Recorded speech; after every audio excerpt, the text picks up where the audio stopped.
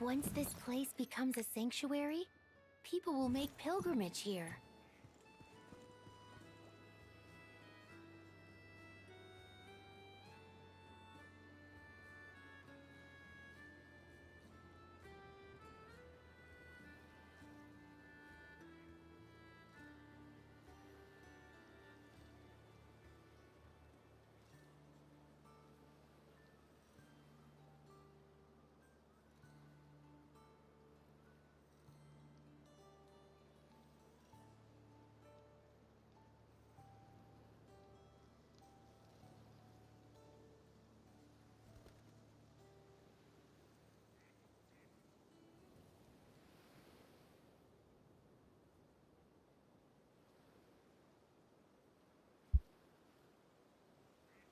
Ooh.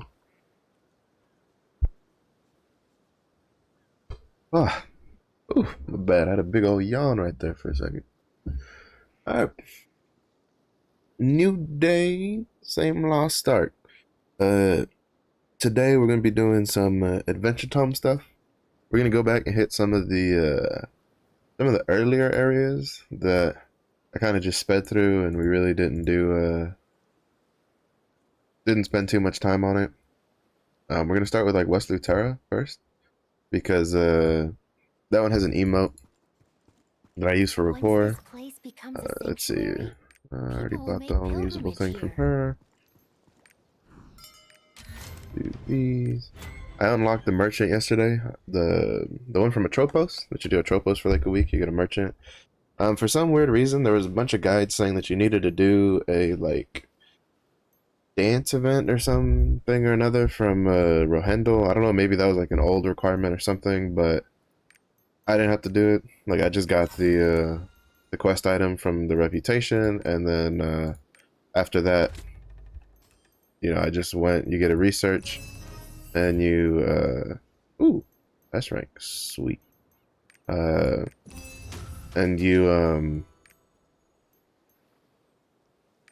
then you just research. It's a 5-minute research, and then you unlock the first vendor. So we're gonna keep doing on that. I've also just been buying whatever stronghold sailors I can find. Uh, just to keep things rolling. Also, um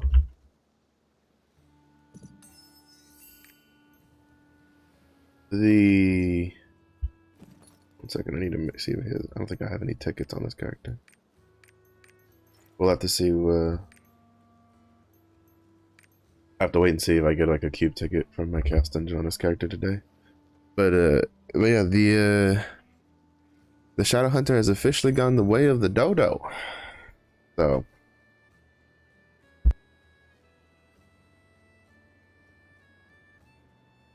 and I don't plan on replacing her anytime soon. So, she'll either get replaced with whatever the next class we get will be, or she'll get replaced with, I don't know, something else later, depending on what we get. Um, but seeing how late in the day Amazon is putting out any sort of news, um, I'll keep an eye out on I'll keep checking the Discord every once in a while to see if there's any announcements while we're working on our stuff. Um, but for the most part, we're gonna do our daily tasks real quick. Uh, at least the one for Rohendel and Hypnos. Actually, I'll probably just do the Rohendel one, and then we'll just go to make our way over to Lutera, and then or maybe, or should I knock out the daily stuff first? At least like Chaos Dungeons. Yeah, I think I'll knock out Chaos Dungeons real quick first. I think just because I'm not gonna be able to make it to the next bracket. I've done just about everything. Uh, I need to like fully upgrade.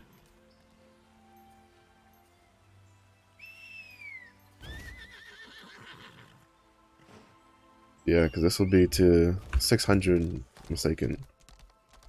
Because I'm 14 to 15. Even though I think there's a couple pieces. Yeah, I think I have, yeah, 2 pieces that aren't 580 yet. So we'll see if we can get those to 580. I'll see how much this gives me. And then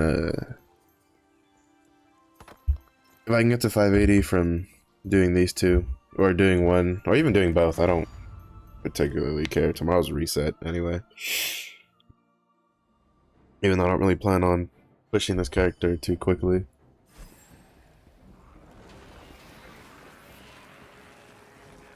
Because I kind of want to have him build up a stockpile of like leap stones and stuff like that for tier 1, just in case. I think I'm gonna like keep him at like, I'll keep him at 600. I'll do the I'll probably delay doing the Yarn storyline. I'm not too much in a hurry to do that. So I think I'll keep him at like tier 1. He'll just farm tier 1 dungeons for a bit, and then he'll just I might have him like on the striker plan, because the striker right now, I don't plan on his guardian raids. I'm only gonna do him like once every 3 days. It's like so he can get the double guardian souls for both of his hunts. Just because like I don't plan on pushing him at all anytime soon, and I still have plenty of stuff to do to take up time on my other characters, so I don't really he's kind of who I decided to cut time off of, to focus. I'm focusing a bit more on doing daily stuff for the Deadeye, the Deadeye, the Berserker, and my Scrapper. Then again, my Scrapper is my main, so you know. I swapped it to shock training, even though a lot of people go like, "Oh, just do taijutsu for now," because apparently shock training kind of needs future sets to really work. But I swapped to shock training. It's pretty fun. I'd rather just get used to it now, and then just be somewhat used to it by the time we get the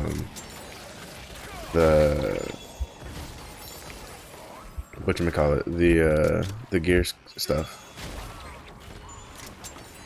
But then I know there's just some classes that they're kind of a little jank to function right now without their gear set. I know War Dancer really kind of like comes into her own when you get the CDR mana recovery set in the next patch. But I don't know. I'm pretty content with just getting used to how shock plays now, because from what I understand, like War Dancer's like playstyle completely changes based on like, well, not completely changes, but she just she almost like doesn't play like a real class until you get the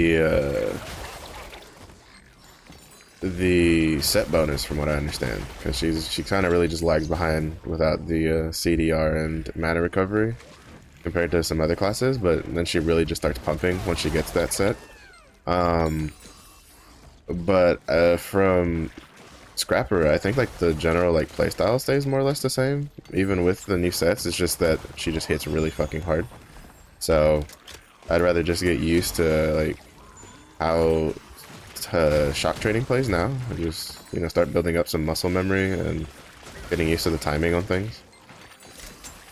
Because the pace is completely different from taijutsu. Taijutsu is very fast, go go go. You know, it's very fun. You know, if you like Scrapper and you're doing shock training and you're not a really big fan of Scrapper, then just try taijutsu. I feel like if you don't like shock training, you'd really like the taijutsu playstyle. So, but I personally really like shock training. Part of it's probably also the big numbers, because I have a couple moves that will hit for 1,000,000 without critting, as long as I do my rotation properly of having charging blow and my debuffs and stuff. Because that's what I mean by like get a muscle memory, is Taijutsu, everything revolves around charging blow, right? Like, you shouldn't really hit a DPS button without having charging blow up for Taijutsu. But for shock training, while it's still important, it's I feel like you have some wiggle space, you know? Like, there's a couple shock training moves that um they'll still deal a good chunk of damage even without the charging blow buff active. Not to mention that Taijutsu also has the if I'm mistaken, Fierce Tiger Strike is one where actually let me go do the rebuilding of Zanila first. Has it has a smaller damage boost than charging blow, so you can like you'll do like charging blow, one tap your crushing smite into like death rattle, and then while you're waiting for charging blow to come off, you just fierce tiger strike into like true rising fist, and then you'll like charging blow into like chain destruction fist, and then like you have some options to do. But I do know that, like, for instance, like Supernova and Supernova, Chain Destruction Fist, and like Death Rattle are kind of like the three moves you don't want to push. Why is everybody doing? Oh my god, and I can't even change channels. It's so frustrating. Like, I guess people finally found out about the merchant thing, because when I was first doing this, I basically had it to myself. Didn't really have much competition. Now, like, every time I come here, there's always like 2 or 3 people, and then there's not enough channels because the only people that come here are either questing or like channel's orange. Like, why isn't there a second channel? This is where I wish the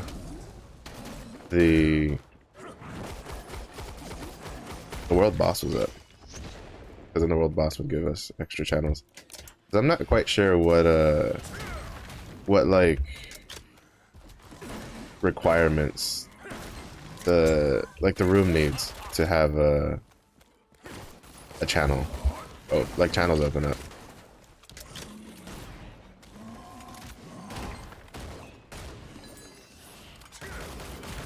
I don't know, it just annoys me when I have to like wait on something that I usually didn't have to wait for.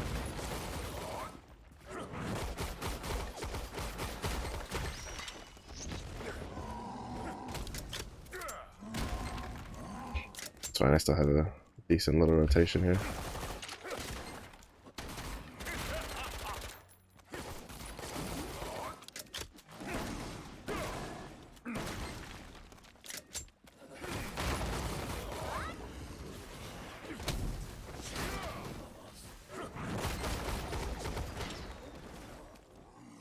So I had a decent little rotation there. Sometimes some people just camp a spot, and then you have to like spread out your rotation a bit, and then it just gives time for other people to like swoop in and grab other spots. So it kind of throws it out of whack. So having the I'm not gonna make that lift in time, am I? Oh, I did. Woo! Let it not be said that Deadeye does not have the moves, baby. I didn't even proc rage, so I didn't even get the movement speed. Alright. There we go. I should have enough leap stones. Yeah, I should have plenty of leap stones to at least get the last 2 armor pieces up to plus 13, so I'll be at 580. And then I think he'll probably just sit pretty for a bit, because tomorrow is weekly reset. And I do have to do Infinite Chaos Dungeon on this character today, because since like he only hit level 50 on Saturday with the knowledge transfer. So basically from like Saturday till now, I had enough resources alongside the event saved up, and I can get him basically to almost tier 2. Well, we'll see. We'll see. Oh, I have more than. Never mind. I might not have enough. Yeah, I definitely don't have enough, especially because my luck's kind of starting to fall down.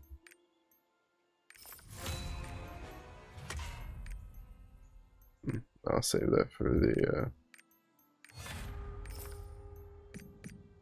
Damn it. Come on now. Alright, so I'll have to do the second Chaos Dungeon, because nothing else gives me enough shards to actually do more, like, to fill that up and then do attempts on it. If I had enough to fill that up, at least, like, if I hadn't failed too many times before, I probably could have at least filled the bar up. And then I could have done, like, just a Harmony Shard dailies to supplement the to try to like do the other attempts for the actual like shard prices for honing, but it's fine. Like I'll get to do the 580 in Infinite Chaos anyway. Well, no, actually I won't, because that's kind of just a waste. I was watching a video recently by Smug on doing like Infinite Chaos, and he did a test, and basically at least for tier 3, which I imagine will be the same for the other tiers, is there wasn't much difference between doing, well, at least at the level he was at, because I don't think he was super high level. I think like I think definitely for the tier 1, tier 2 Chaos Dungeon, since there's only 4 per page, I don't think there's that big of a difference, at least Infinite Chaos wise, for like doing the hardest versus doing the easiest. I think on the tier 3 ones, if you're not in the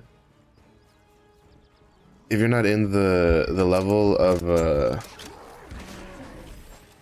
of getting like the legendary tripod armor scraps, then it's probably not worth doing the harder Infinite Chaos, because I have a feeling that maybe later on the basically the moral of it was when you're doing Infinite Chaos, there's really not a big difference between doing the lowest on the highest page you can do and the like highest, because since you're getting shards, it seems that the actual like shard drops like amount isn't really that big of a difference, at least in tier 3, and I imagine in tier 2 it's the same. So what he was saying was just do the easiest one you can do, because you can do more of those in a shorter amount of time. So, which is a really good point. And then he also had a very good point for, oh, I forgot those guys do like the double.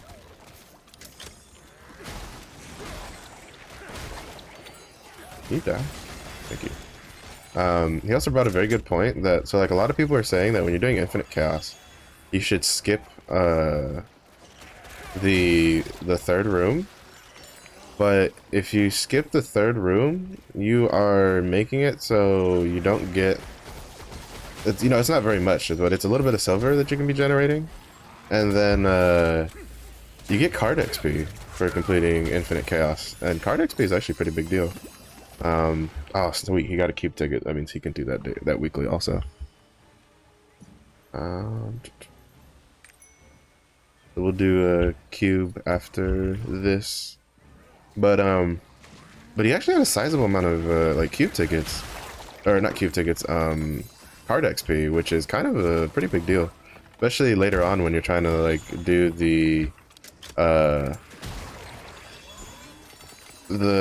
light salvation, whatever it's called, the one that has like all, like, you know, you have to fully awaken 6 legendary cards. Like, that's going to take a lot of card XP, so whatever you can build up now is going to be worthwhile. If I'm not mistaken, you also get like combat XP, like a decent little chunk of it when you complete even on Infinite Chaos. I'm not too sure about that, I'll have to double check. So, you know, that means skill points, so it's probably worth doing, at least like on your main. I feel like doing the whole like 3 runs to try to get the just a little bit more combat XP while you're doing stuff. It's probably worth it, because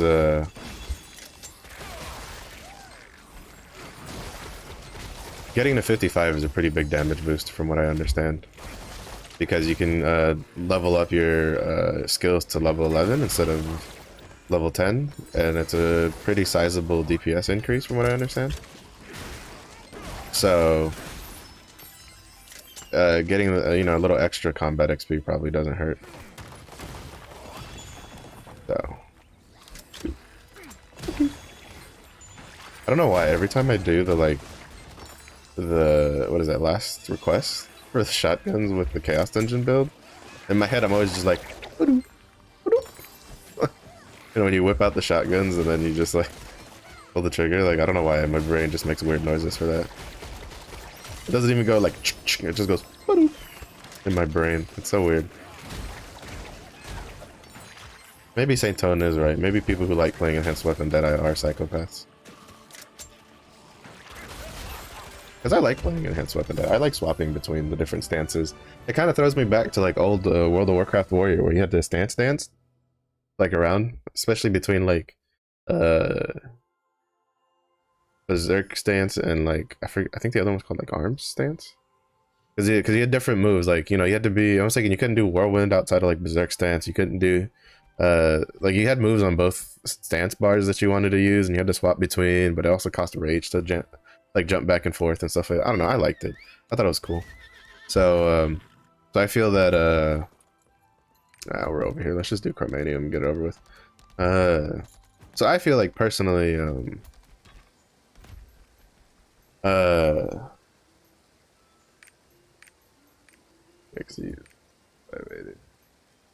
I feel personally the stance dancing for Deadeye, and the fact that it doesn't cost you resources to dance, at least I don't think it does. I don't think it costs mana to do it. Makes it so that it makes me relive the nostalgia of playing an old school warrior for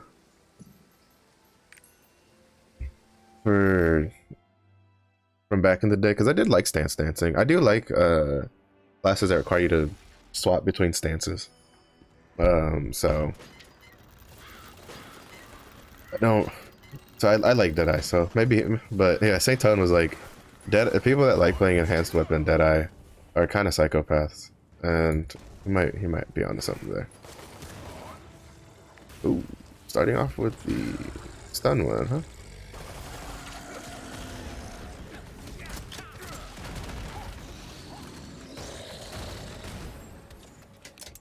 Wait, does that also have destruction?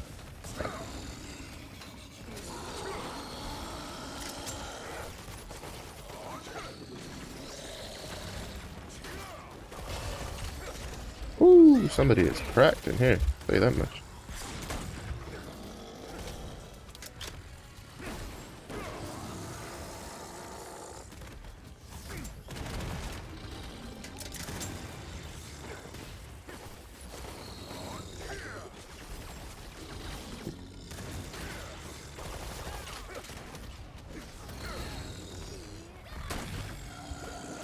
Damn it. I thought I could get that in time.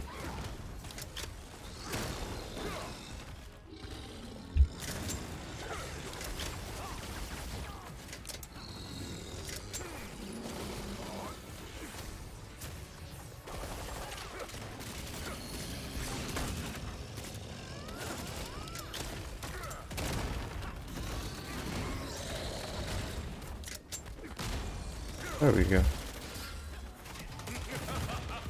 There we go.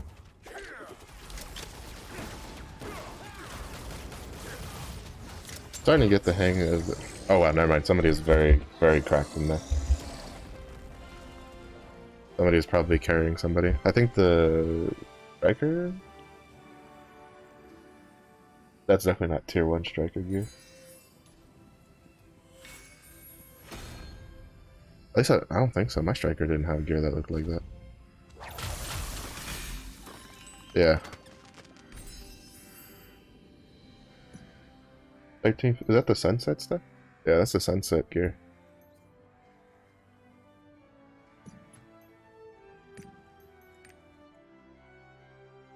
Yep. Quick chromaniums, I'll take it. Even I kind of like using chromanium as like a training dummy for getting used to classes, because I feel like he gives you just like he gives you just enough time to like actually go through your like figure out your rotation while still like kind of punishing you for not like moving when you're supposed to and stuff like that. So I think it's a really good like training training dummy for when you pick up a new class and you kind of want to like figure out how it works. Ooh, Gunlass. Warlord, baby. GG easy.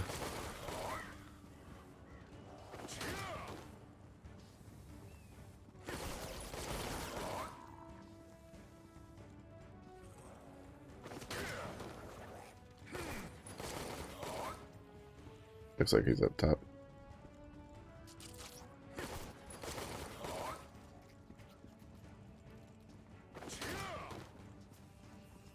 Oh.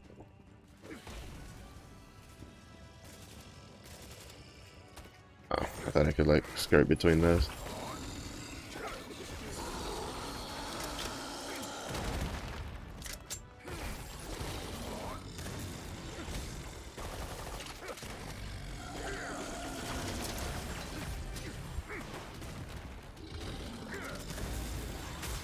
Damn it. Failed.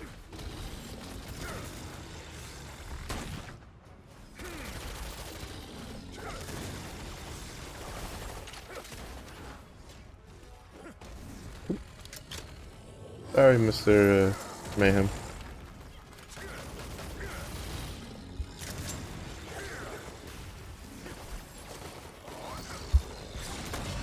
There we go.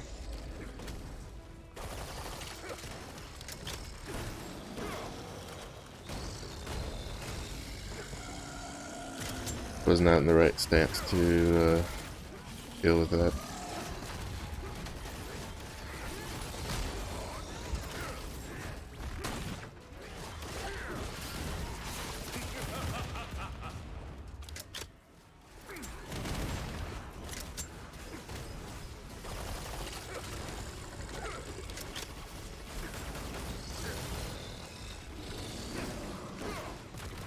Got it.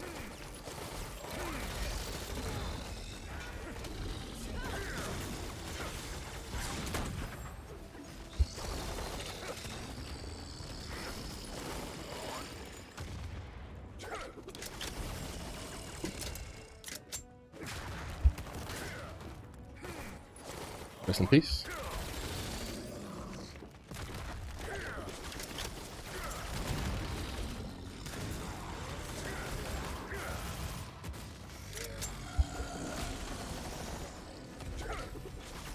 I think I was slightly off for that. I'm getting really bad at overlapping my my like grenade and my spiral tractor debuffs.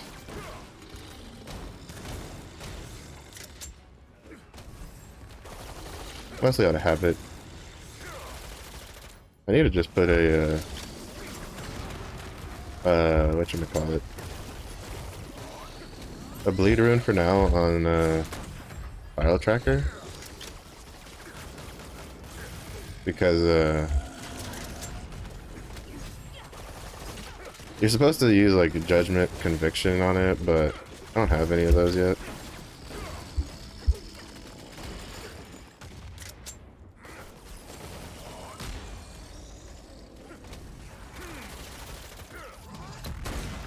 Is that good?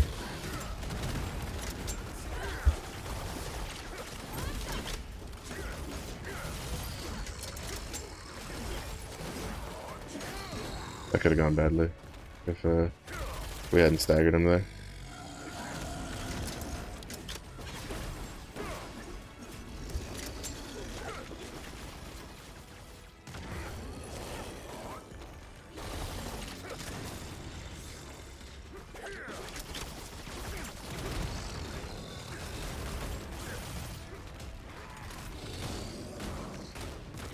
Yeah, I like using Spiral Tracker for, well, I mean, I don't know, I'd have to, like, double check if it actually does keep it up, but I think because it it's like a multi-hitting one, I feel like, it gives me a bigger chance to get the, oh my god, could you, like, not do that?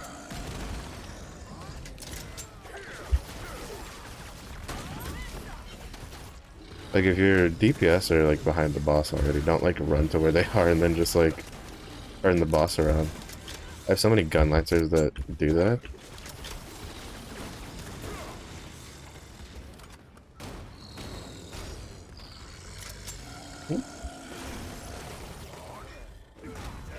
I've seen so many gun masters that do that. And I've had them a lot in my parties. Where instead of like keeping the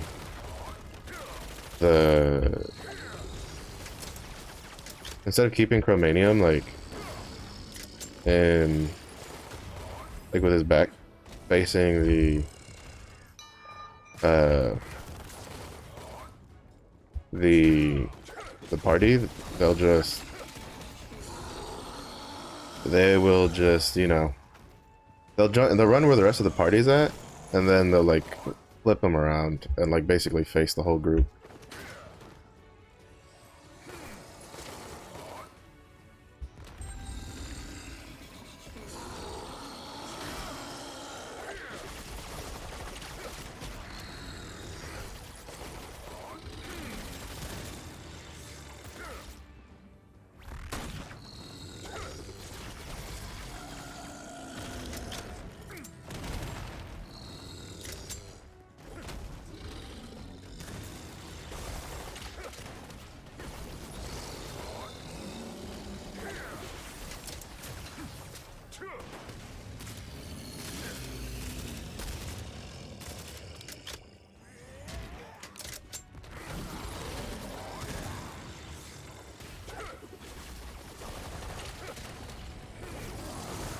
I'm not too worried about positionals until we get him broken.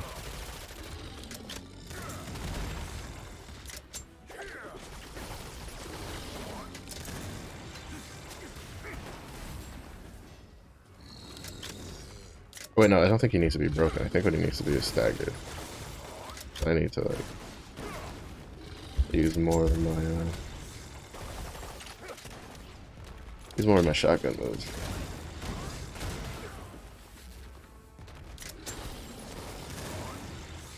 Oh, wow. I don't think I've ever seen him just like spam the slow one down that many times before. I thought I could get the I forget that the counter for that one's actually really slow.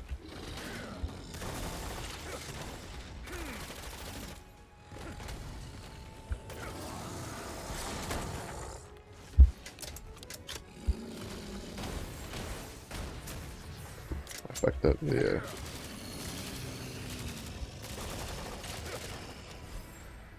the order there of what I wanted to push. That's where I was kind of talking the other day, where like I'm still kind of getting used to on Deadeye for the buttons.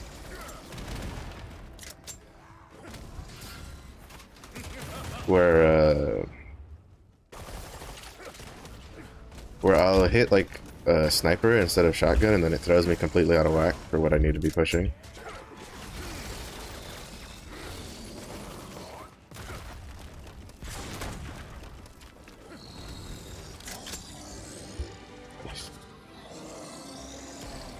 Yeah, so like there, I kind of like I hit the wrong button, so I went into like sniper instead of shotgun, and then I panicked, just rolled over to shotgun, and then I started shooting, you know, shooting off my shotgun stuff instead of going back to pistol to, you know, apply debuffs and whatever. And mistakes like that is where you lose a lot of like DPS. Ooh, hey. So, you know,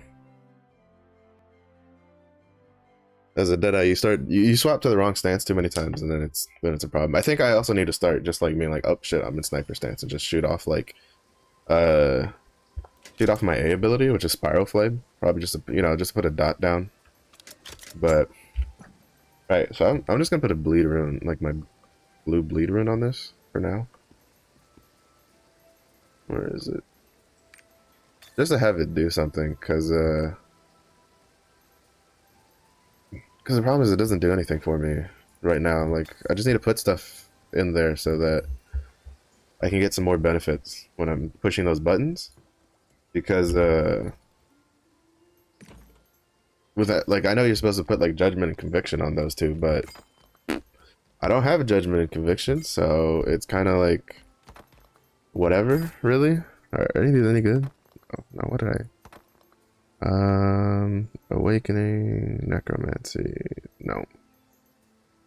What about this? Crit, swiftness, crit swiftness, specialization 99, with no enhanced weapon, endurance, expertise, endurance, crit, swiftness, crit.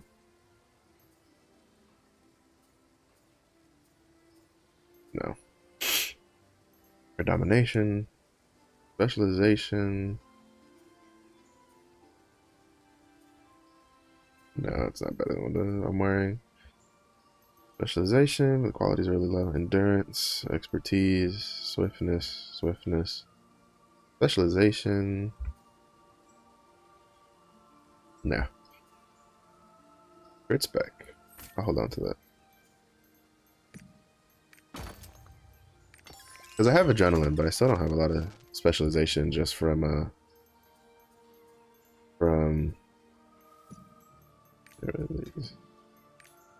don't have a lot of special or a lot of crit because I'm still in tier 1, so my crit's really low. Not to mention, well, actually I don't think I have any crit at all right now. Yeah, but even with adrenaline, it's like I barely crit. So, and even with the like enhanced weapon buff, right? Because that gives me, that's like 20% crit with. I only have level 1 adrenaline. Maybe if I had higher adrenaline, it'd be more offset. Because right now I only have crit 5%. That's only like 25% crit with what I'm running. I think I'm gonna try running this for a bit, see how that pans out.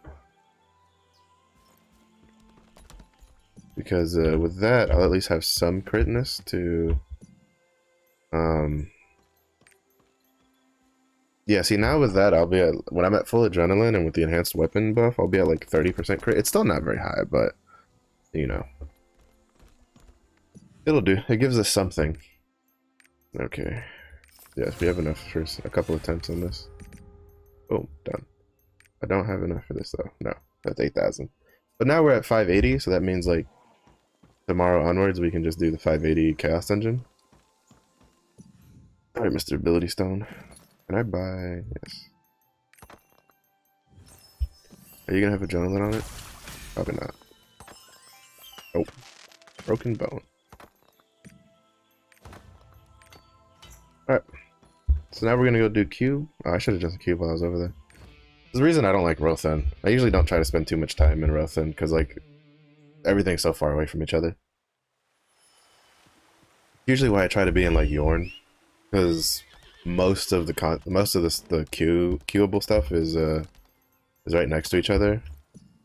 So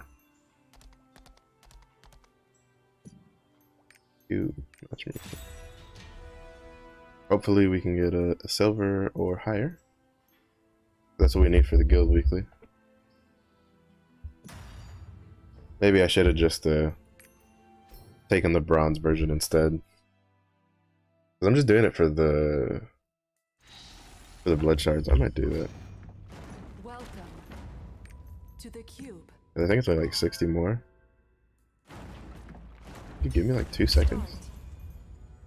It's only like 30. Yeah, I'll do this one.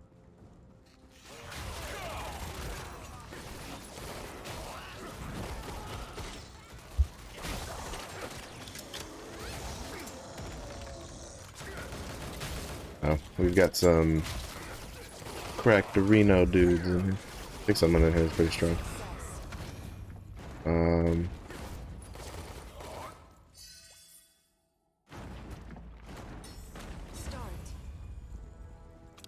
I think it might be the artillerist.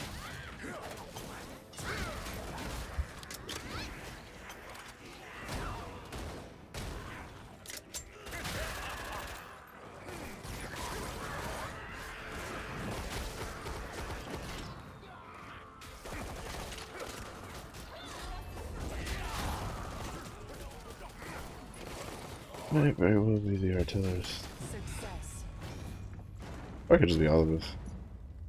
573, yeah. Start.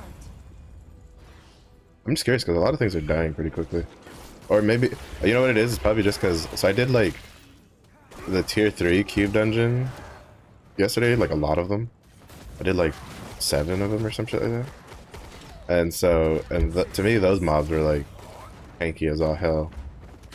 But I think maybe in here it's like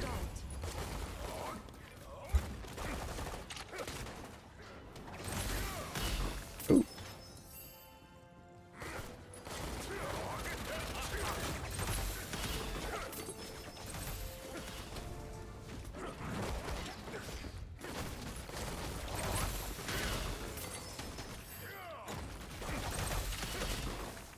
I like how they just ignored the the chest that was like right there.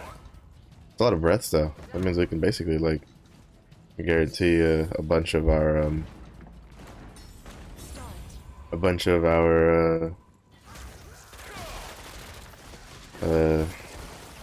when we go for level 15, it'll be pretty good.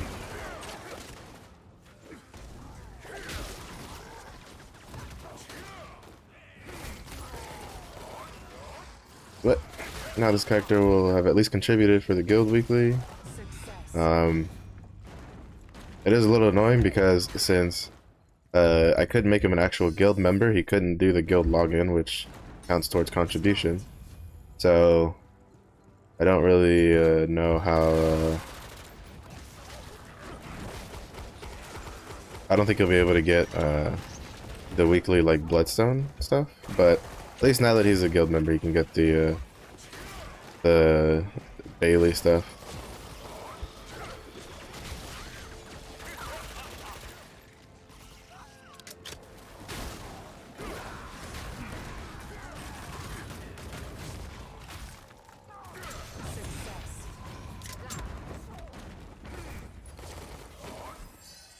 So,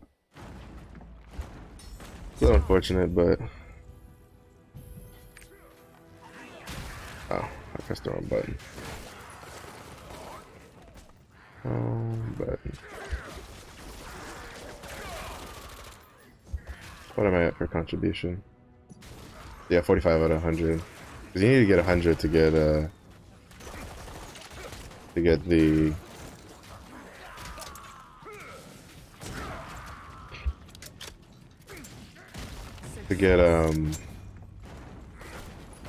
whatchamacallit, like the weekly thing. I'm saying you need to get 100 contribution, but since I couldn't get the login and I couldn't do, you know, and there was no research to aid when he joined, stuff like that, like there's just nothing I can do. It's kind of frustrating. It basically means that like if you want to join a guild, like don't join unless it's like you have to join on Thursday, because it takes 3 days to become a regular guild member, and then so you can't do weeklies and you can't contribute to and you don't get like the daily logins for like 3 days, and then so you also don't get the like it's really hard to build contribution up in that first week to get the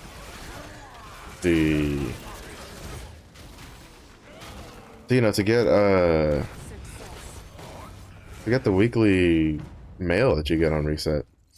So I feel like that's a really bad system, personally. Everyone dies after 100 seconds.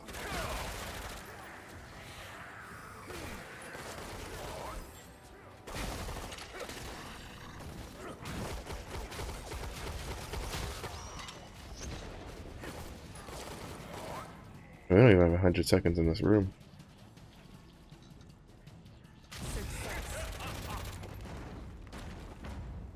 Alright, so my internet's acting up again. I think it might be because of the wind, because it's really windy, and I've said it before, in my area, when like the wind really starts acting up, it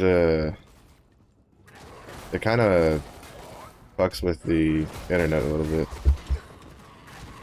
Ah, the character stopped moving. It's so fucking annoying. Like he did the jump and he stood still, and I was like and I was spamming the dodge button, and it wasn't like dodging.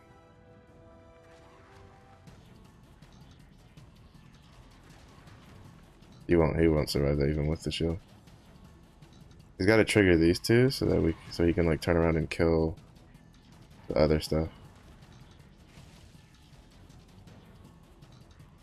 Success. Yeah, that's annoying.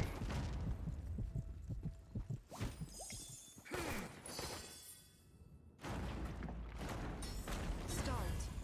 Almost stage 185. So there's no boss stages? Is there no boss stages in the tier 1 cube? Because holy shit, that makes this take forever. If that's the case.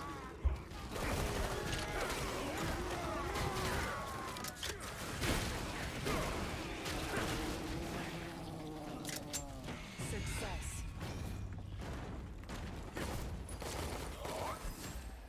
Because in the tier 3 cube, we're getting a good chunk of like boss rooms throughout this stuff, and boss rooms give a lot of like upgrade points. So it's like,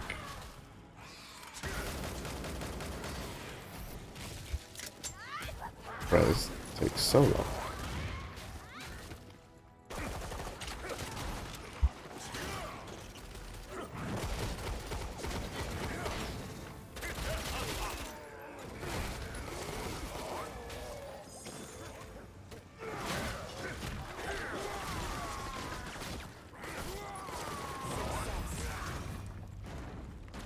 There we go, boss room. Okay, so we can get a boss room. I guess we were just really unlucky with that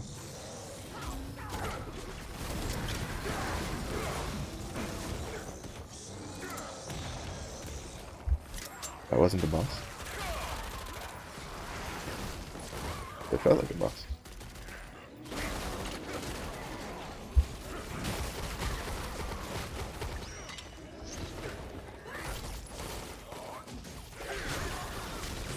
Yeah, that was the boss. I was about to be like, that wasn't the boss? We're really gonna get like another boss? Start. Lucky stage.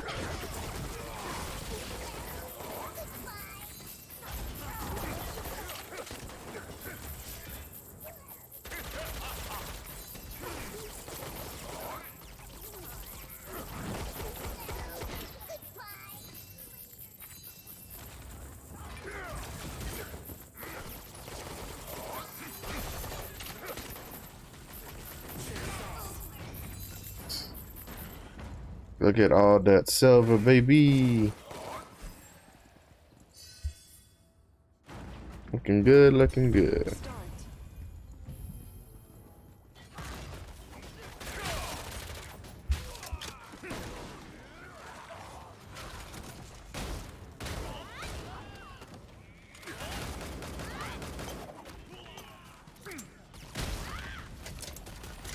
Success. One more chest to go. Start. I won't lie, cube's not exactly my favorite thing.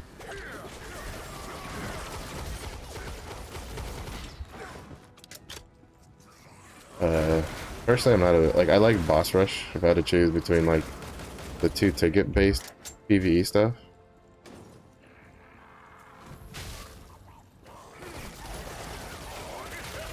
Success. Oh. But cube ticket's what I got on this character, so cube ticket is what we do. Oh, fuck me.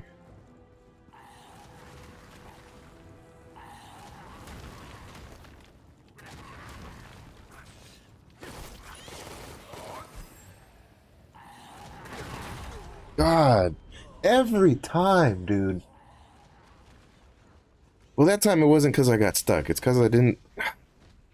I feel like this room is probably another reason where like ultra white comes in handy, because I couldn't see my teammates, and since I couldn't see my teammates, like I didn't realize that she was like boxing me off from this section.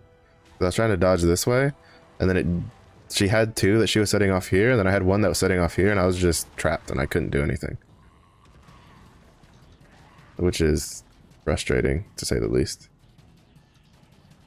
And, well, the reason it's for me that's frustrating is because it happened to me in the tier 3 one I did. I was, one of the groups we had, like, we had a sorceress, and she like trapped me with like 6 of the things, and then like blinked away, and then just completely dicked me over because you literally could not get like there was no space for anybody that didn't have like a long range. Because I was on my scrapper at the time, so it's not like I could it's not like I was on my Deadeye and had like a couple options for like running. Oh man, your one cube takes forever. At least this one did, because like you didn't get a lot of boss stuff.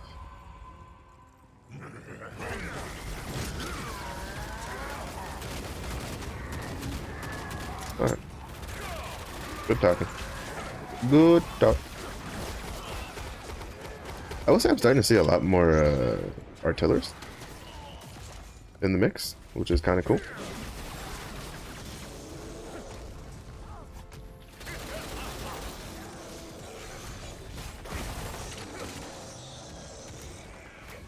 At least I think it's cool.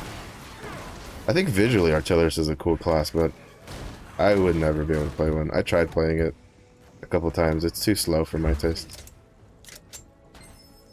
Boom. And we're done. Nice. Slightly painless. That's a lie. Very painful, because fucking dying to those stupid survivor rooms sucks. I could have played those better. The first one I gotta, you know, I don't know what happened. My character did his flip, and then when he did his flip, he just stopped moving, like almost kind of like, man, I'm tired. So I need to spam this fishing one more.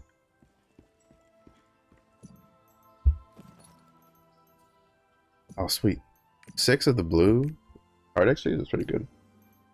And do we get anything good out of here? Ether Predator. No, I'm pretty sure nobody's buying it. Apparently for like long fights, that's a really good engraving. It's actually really strong, but you know, the way things pan out right now is that if it's not on a Korean build, nobody's gonna use it.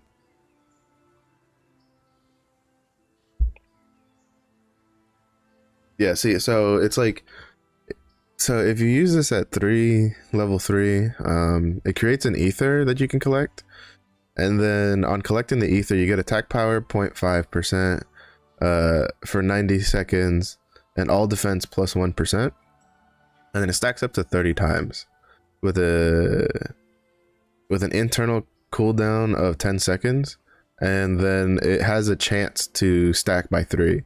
So at full stacks, it'll be what? 15% attack power and 30% defense for 90 seconds. And I'm assuming as long as you continue collecting the ethers, you'll always it'll just refresh the duration, so it'll just always be up. Because 90 seconds is a long time. That's a minute and a half. I don't think there's any mechanic in the game that makes you wait a minute and a half. But I mean, it takes a lot of time to stack up. Because even if let's say you get 3 stacks, like you get the 3 stack increase every single time. So like you'd still have to collect 10 of them on a 10 seconds cooldown. That's almost 2 minutes if you're getting lucky. But which, let's be honest, most of us are not going to be getting lucky. Also, why am I using green potions? Interesting. Alright, so I think we've done... Yeah, we've done all the daily stuff. We have 96 stars, bro. There's no way I can go through all of this. Even if I use them all on every single from 14 to 15. Alright, so we're gonna go to Lutera. I also need to do Leapstone. I'll end up having to do Leapstone stuff today. Because I think with all the pouches on reset tomorrow, I won't really be worrying about Harmony Shards. But I'm not going to buy the Pirate Coin ones. Because Pirate Coins is an account-bound resource that I need for my...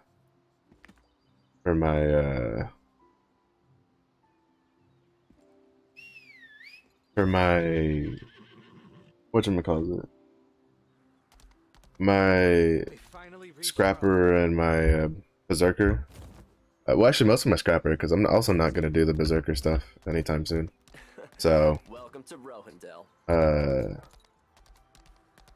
and like those tier 3 materials cost a decent chunk of,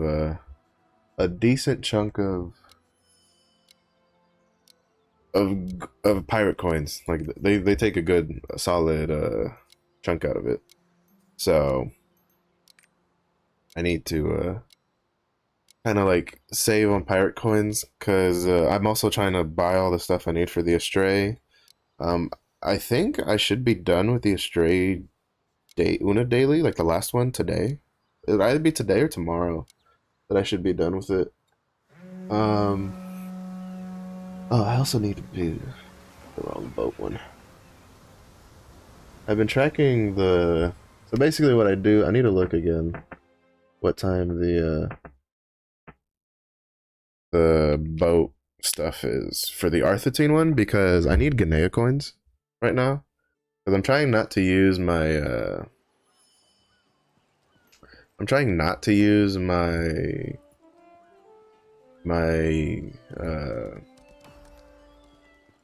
high seas chests, because I'm kind of saving them up to buy the relic level sailors I need for the Astray, which I'm almost done. I think today. How many do I have? Let's see. I have 15,000 here, and then this is 6.7. So I have, yeah, basically with today's let me grab these. With today's Adventure Island, I'll have enough to go buy Baraka's relic, and then the Tear of Abyss that I need for to get relic Blackfang. Also, I gave this guy the bunny just because, like, at the time I've kind of been giving each character their own pet. And at the time, the bunny was the only free one I wasn't using it on a character. And then I realized that it actually fits the Deadeye, because since the bunny has pouches, basically it's like you know, that's where the bunny's carrying my ammunition for me. Also, let's do our daily multiple time price check. It's coming down. Still not cheap enough. That is, like, I'll buy that one. That's like 100 or 200 gold. I'm gonna buy when it's 1,000. Especially now you can get like the Omen shit for almost the same price.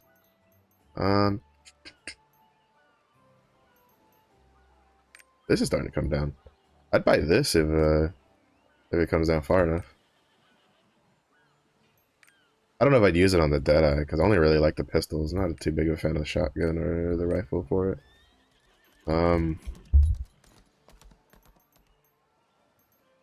I'll ping that for now. But those are starting to come down in price pretty hard. Alright, we were going to Lutera, because we're gonna go do West Lutera. We're gonna go do the dungeons, on normal and hard for West Lutera. Get all the vistas, get all the stuff. Because we haven't really touched West Lutera's stuff. If I'm mistaken, yeah, the Greyhammer and the Ferocious Red Cran, I think, come from the Greyhammer mine. So it would be, what is it? This is 12, this is 13. 4? What is this? This must be 10. Where's 10 at?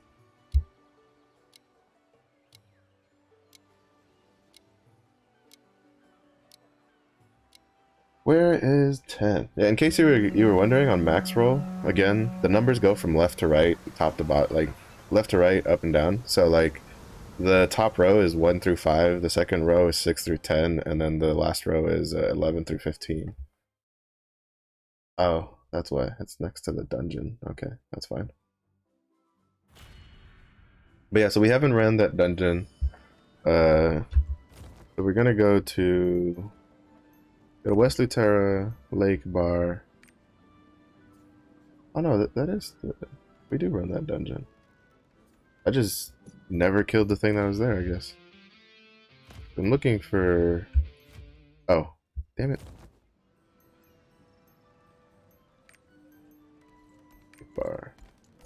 We'll start at Lake Bar. There's also a hidden story there, so we can start that there because I haven't done any of the hidden stories. My goal is just to get all the vistas, do all the dungeons, and oh no, I've done most of them. Okay, that's why it is so high. Huh. That means I'll probably have to get collectibles. Marionette of the Steel Lady. Let's see if any of these are cheap.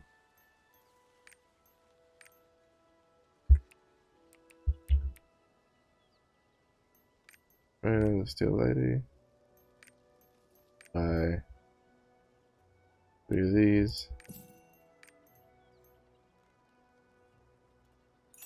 I thought I hadn't touched like the hidden stories, but I think I did because of the courage potion. I was trying to get the potions for the virtues. There's also a stat increase potion though, so that's fine. Add those. Yeah, these are all pretty cheap, I'm assuming. I'll save that for last because as I'm killing like enemies and stuff, I'll probably get some collectibles along the way. And I don't, and since they don't go for very much, definitely don't want to waste it now.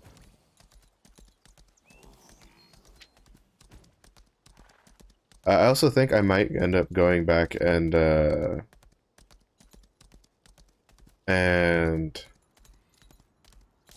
doing like Rohendel side content. Okay, so where is... There you are. I guess I always just ran past this place, so I never really saw it. Now we'll do this on hard. Oh, I haven't done... Have I really not done? No, I did. I did it on normal. Or at least I've done it. Yeah, because you have to do it on normal for the story. It's just that it doesn't show you... It doesn't... You can't do it as a group the first time you go through here. It's a forced, like, instanced version, like story mode version for it. Also, dismantle, auto dismantle required. Can I do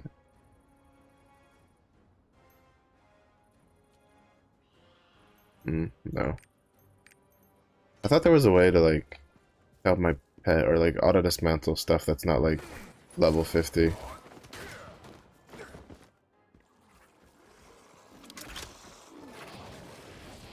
Can I just like run through here?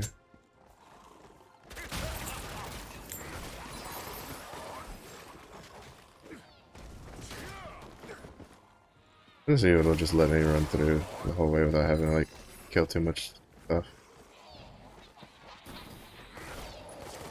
No. No. Gonna force me to kill.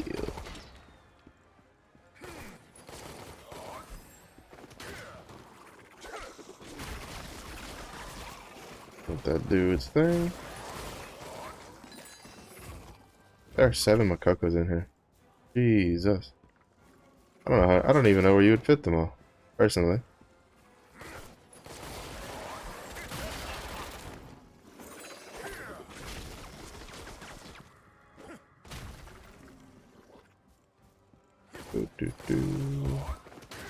Oh.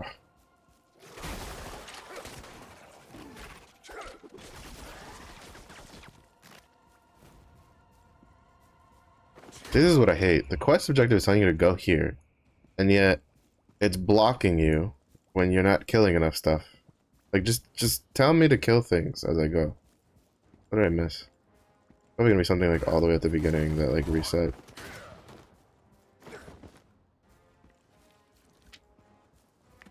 That's probably this thing. It's so annoying. Like, again, it's not really an issue that you have to deal with on multiple times, but it is something that kind of annoyed me when questing and doing the dungeons for questing, was it was like, go all the way over here. So you're just trying to like get there, because you're like, so you have no reason to kill the mobs, because the mobs don't really give XP, they don't really drop stuff. They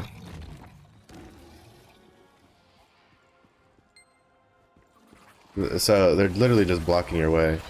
So the fact that I couldn't just see, like right here, like just give me this, just tell me you need to kill like, you know, X amount, and then we're good, and then I just kill the stuff. I don't run past it trying to get to the quest stuff, only to find out that I had to go back and kill the other stuff. I'm just saying, like, I don't feel like that's too hard of a thing to add. Alright, bye. Ta-da! Is that it? That's it.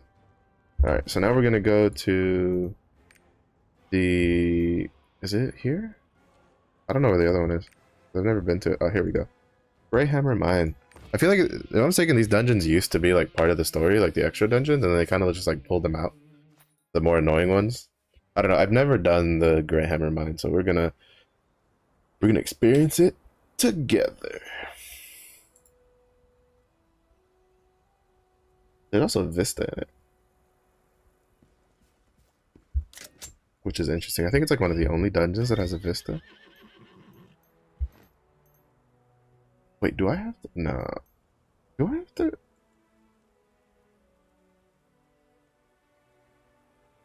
Oh my god. I fucked up. We're gonna have to go back and do the ridge one again because I didn't realize there was a Vista in there.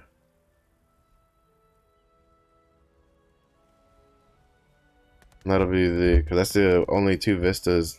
I realized that when I saw the icon and saw the mausoleum, because that's the mausoleum that you have that you do the ritual in front of. 1, 2, 3, 4.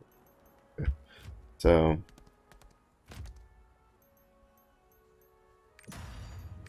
a little annoying. So we'll just have to go. I'll just run it through on hard again. It's kind of a snooze fest with oh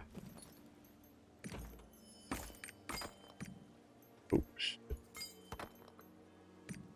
Almost dismantled stuff I didn't want to dismantle.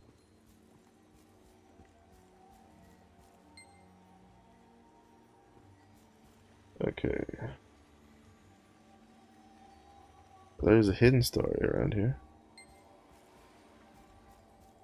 I think it's like over here. There it is. A small notebook.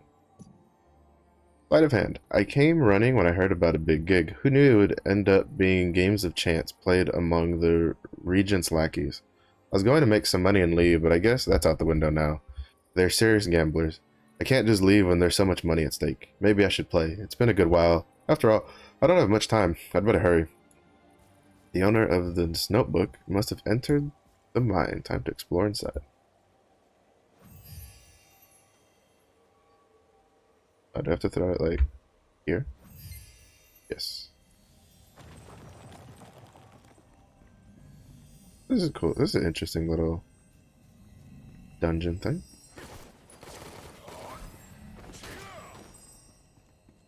We'll see how the rest of this goes, because I feel like if it's not too annoying, it's kind of unfortunate that, you know, we don't come in here. I feel like I think like we were supposed to, like, I still feel like this probably used to be part of the story, because like in case you forgot, this icon that's on that is the same icon for not that one. This one, the submerged ruins, the Morai ruins. It's the same icon. And that was a pretty big like story climax there. So I'm kind of curious like what the choice behind taking it out was.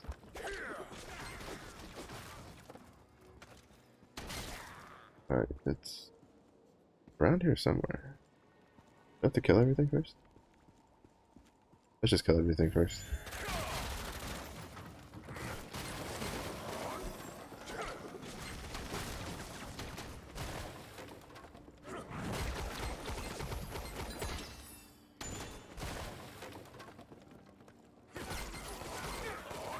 Hello. Goodbye.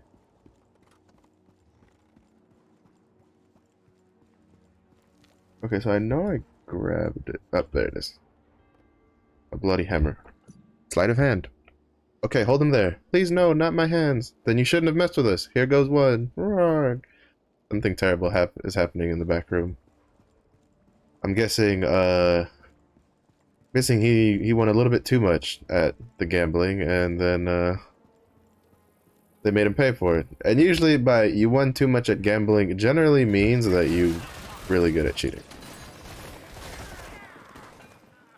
Because, a lot of times it's, you kind of got to, do little cheaty cheats at, the gambles. Okay, here it is. I was about to be like, where's the last couple? Alright. And this over here should be one of the things we need to kill. Yep, there's one. And then the other one should be further in.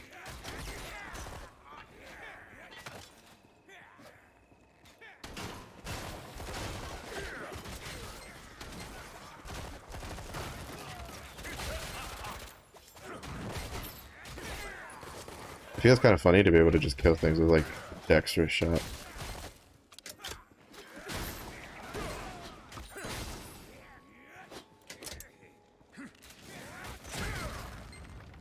Ikumi, sir, I need you to come back.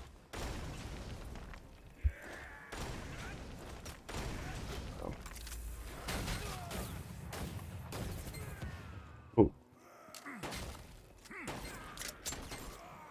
I was able to at least aim the last one properly, because I don't use that ability like at all, so I kind of forget that it's like 3 to 4 bullets that you have to shoot. Oh, here's the Vista. I was about to just keep running and forget about the Vista.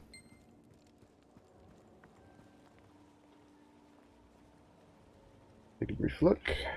Here's one Vista. 58%.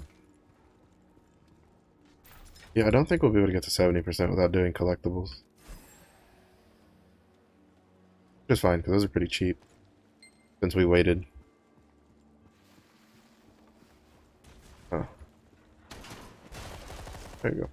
Yeah, I have a feeling, like, especially those prisoners, and seeing how they're not part of the, like, actual progression of the dungeon itself, makes me feel like this used to be a part of the story. Like, maybe we had to, like, free some like, the merchants and stuff for supplies. But then they just removed it from the story quest. The way it feels like. It's just the way it feels like to me. So, the last one should be over here.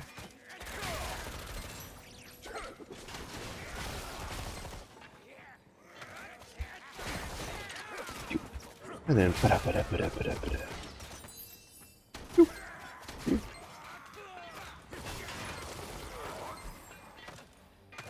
yeah, it's kind of funny that you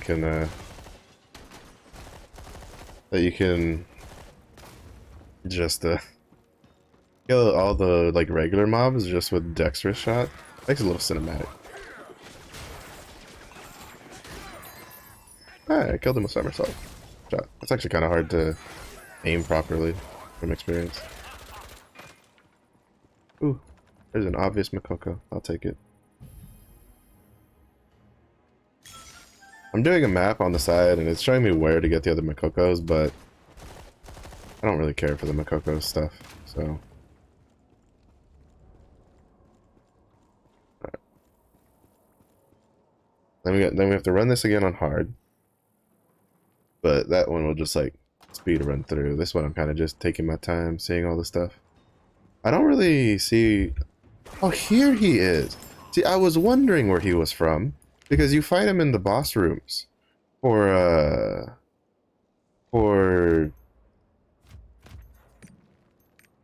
the Chaos Dungeons. He's one of the boss that you can get from the boss room. And he like... And I just never knew where he was from. And he's from this dungeon. Right now, where the hell is that? There it is. I ripped a piece of sleeve. Now that all the small potatoes are taken care of, are you that famous Gonius? So you know me. I've heard you're pretty famous in Shoeshire. Let's see if you can talk your way out of this. Whatever's happening in here, it's about to get seriously bad. Alright, so the next one should be over here somewhere?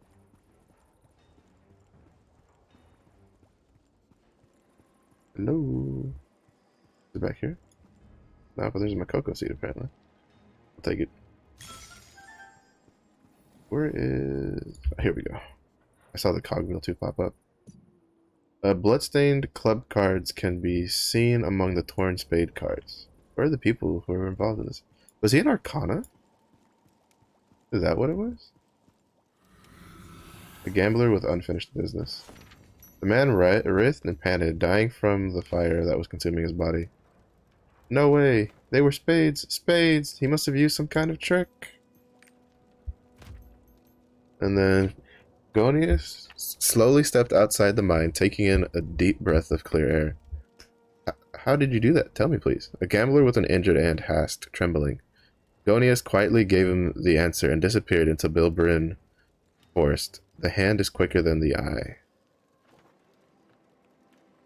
I have a feeling he was an Arcana. Which would be interesting, because that would be like a male Arcana. Because like, especially with the whole like gambler with unfinished business thing, where he's like, you know, it seemed he had like some sort of magic residue on himself. I feel like that kind of leads credence to that Gonius? Jonius? I don't know how you pronounce that. Might have been a like a male Arcana. Because Arcanas basically infuse infused magic into their cards. Also, I think this dungeon's pretty cool. I don't know why they wouldn't make it part of the story. Especially because they use the boss out of this dungeon, again, for the Chaos Dungeon bosses. And he's actually one of the more annoying bosses to deal with. But he's really cool, because he's a blood mage. But he's like he like summons like blood spears or something when you're like fighting him. He has some pretty cool effects. You know, maybe a potential for a new class in the future. I feel like not a lot of games do blood mages, and the ones that do, kind of, they can be hit or miss. I know League of Legends has what is it, Vladimir? I think is what he's called. I think it's Vlad, right? Basically, he's the guy who can turn into like a puddle of blood and stuff, and he's kind of really annoying to fight. But like, he's really annoying to fight, but he's kind of fun to play as and like abuse his mechanics. At least back when I used to play, he's like I basically bought skins for characters I played a lot, and so I remember playing him a lot because I bought one of his more expensive skins. On sale, obviously, because I'm cheap. So it is pretty interesting, but I feel like I feel Lost Ark could probably do a pretty good blood mage class. It's just I don't know how you would like fit it in. Well, I mean, we do have the mage class. Granted, they do have 4 classes already. So I guess if we do see some sort of blood mage class, it either will probably be under the specialist if we see it, or or it'll be like maybe when they start adding 5th classes down the line, or maybe just a new archetype class. Because I feel like I've seen a lot of people asking for like warlocks and necromancers as like a class to eventually be added to the game. And I think that that kind of class could probably be like a new archetype introduced. Because like with warlock, you could do like a warlock class. You don't necessarily have to name it warlock, but you could do in the sense of, oh shit, man, I gotta go pick it up. Pressed the wrong button. I had my fingers too far. I had them over one key. So I kind of, I put it down when I didn't mean to. But you know, they could do something, and I feel like in that they could add like a warlock, a necromancer, and then like some sort of like blood mage thing. I also feel like we kind of need a class that competes with a gunlancer. Because to be honest, the gunlancer is kind of like in his own little niche. So like supports, you have bard, paladin, and then artist in the future. But like gunlancer and what he brings to the table, we don't really have another class like that. And I don't know what would actually be like a class that you could add, like bring into it to do it, because like the biggest you know, he has shields, he has team shields he can do,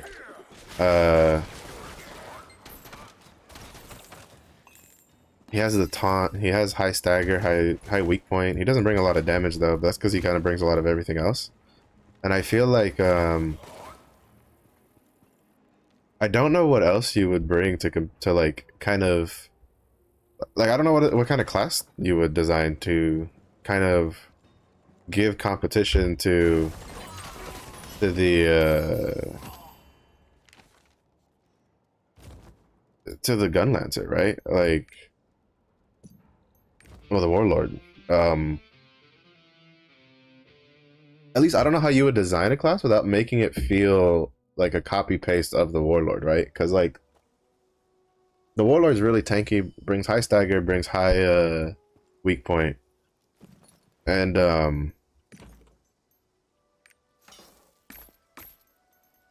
he brings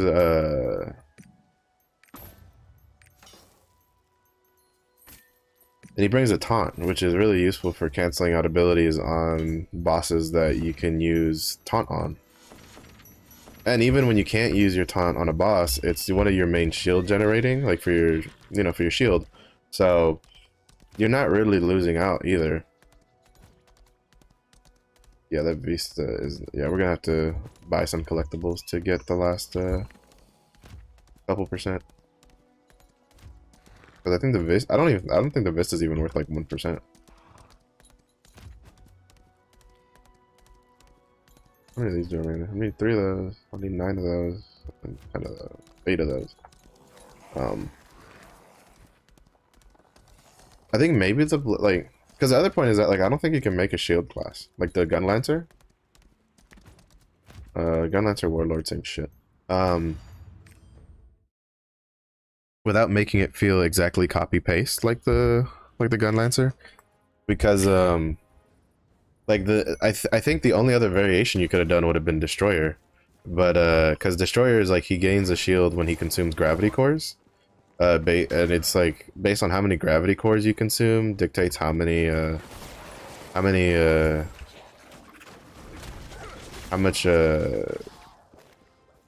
like how big the shield is, and it'll be a percentage of like your max HP. So it's kind of like they're very small like shields you can get, and then his identity gauge is when you unleash his hammer, you get like this chonky shield. I think it's like 30% of your health or something. As a shield when you're in the bonk mode, when you release the bonk kai. So, but then again, you can't like use your abilities. You're just stuck auto attacking the whole time. But I think if they do it, they would have to like go off of the other side. Oh, and he also brings buffs. I think he brings like a crit buff, doesn't he? Or something. Like he brings a pretty sizable buff, because I see him I've seen when I've watched some of the warlords in Korea play, whenever they pop, there's a couple buttons they hit that, like, from what I can tell, buffs the group, because you can generally tell when an ability off of a like a non-support class buffs the group, and even ones that do off of the support class themselves, because you'll see these like little nodes of light pop out of the character and then like go into like the other team members. And I know the warlord has a buff like that. I just don't remember what I just don't know what it is, because I haven't looked into warlord personally.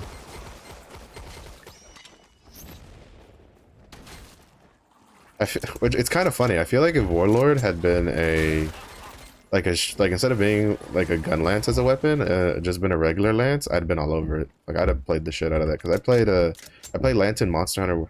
I played a lancer in Terra Online. Like I like those kinds of classes. Like even though they make absolutely no sense because you know a lance is really designed for horseback, but I like those kinds of classes like that are kind of ridiculous. And then where is the Vista? And then but he's a gun lance, and I'm like, don't really care. Don't really care. Oh, it was worth a decent amount. I think it was worth like 2%. I mean, we still need to buy collectibles though, because we've done everything else. Let's see. We'll get out of this dungeon first. Well, actually, I can just go to.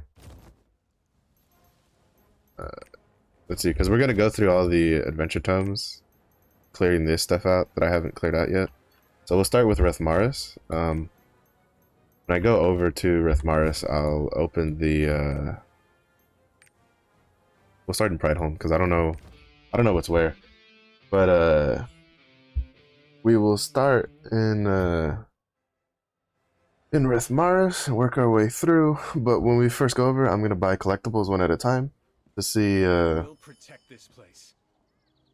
to see what how many we need, because we only need 3% more to get well, I say 3% more, but I'll probably have to end up buying all of them. So Rethmaris. All right. Hey, have you heard? So Tigers have appeared on Ankumo Mountain. what's Lutera? I need 3 of the King Lutera. Okay. I'm so glad that I don't have to actually type it in order. Because there's some games they have like a search bar feature, but you have to actually type like in order. Like I would have to type the legend, like instead of just being able to type like King Lutera.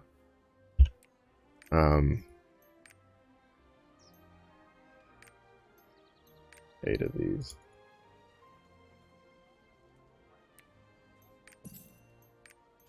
Alright, we'll see if that enough.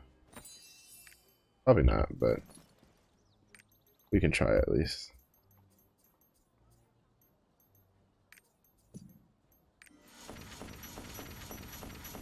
Oh, I didn't realize each actual like edition gives you adventure tome. Fuck that noise. I can save some money on that right now. I mean, I'll eventually have to like get all the collectibles done, but right now I'm just trying to get stretch. That's it.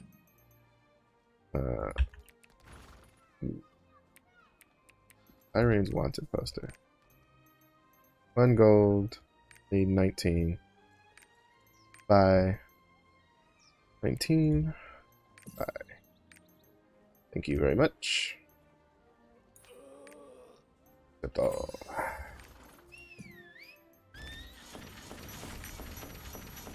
Just get it over with.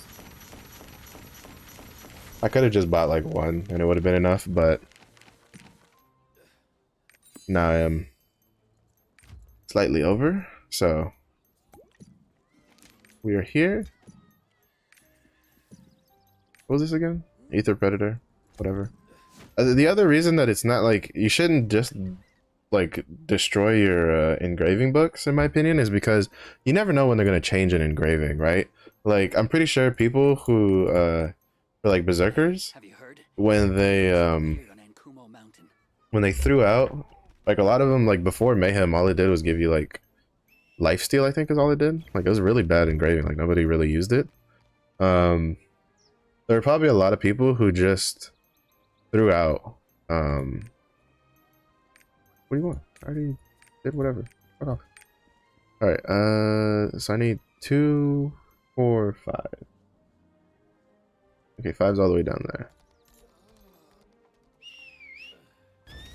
I feel like but right, so I feel like a lot of people who threw away like their mayhem books, you know, their mayhem engraving books, or like sold them at like a super dirt cheap price or whatever. Probably more people threw them out than anything else, because if they're only worth like 1 gold, like most people won't sell them.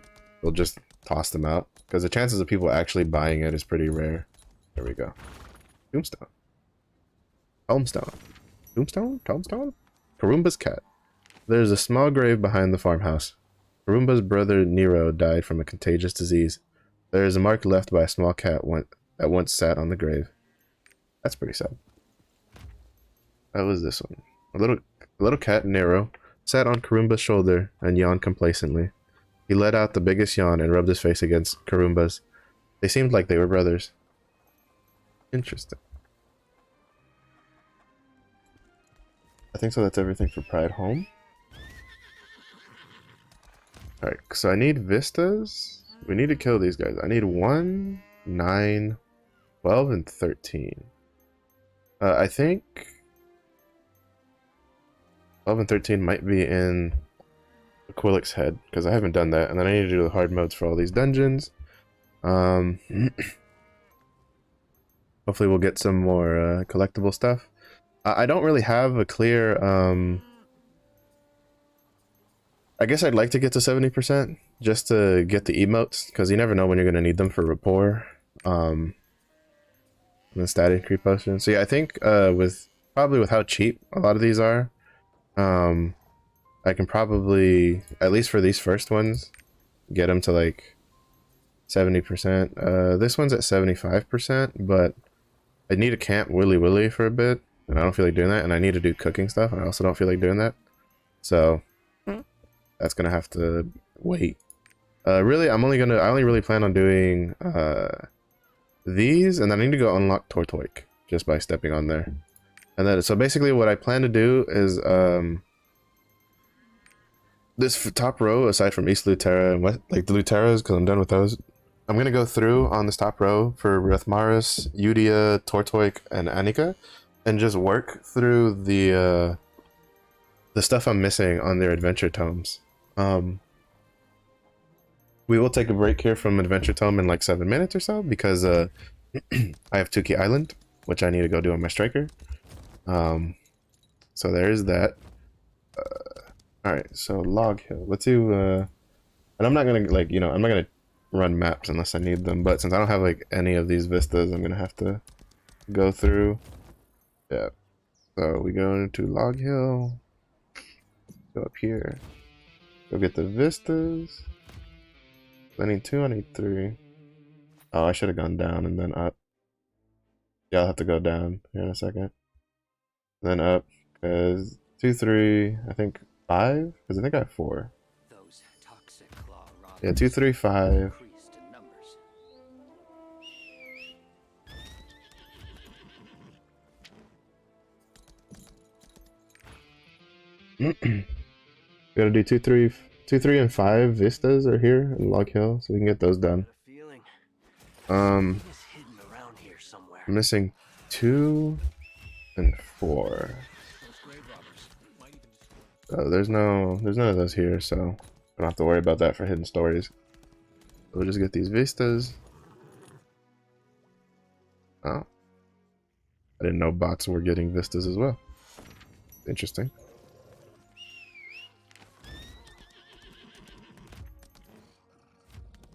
Curious that they would get vistas, seeing I'm pretty sure nothing out of the adventure tome is tradable. And I will go get 3. And then 5.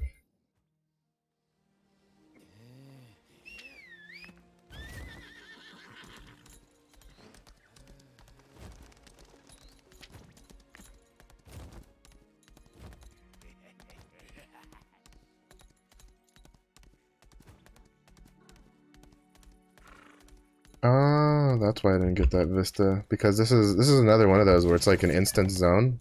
So like some of that extra stuff I don't think spawns when you're doing it. This is like I think, yeah, this is where you first start fighting the bandits and like instant stuff. I do know it drops you off like right there, right in front of the slide down, but I don't know if you can go back at the time. I think it like blocks you off and forces you to go down.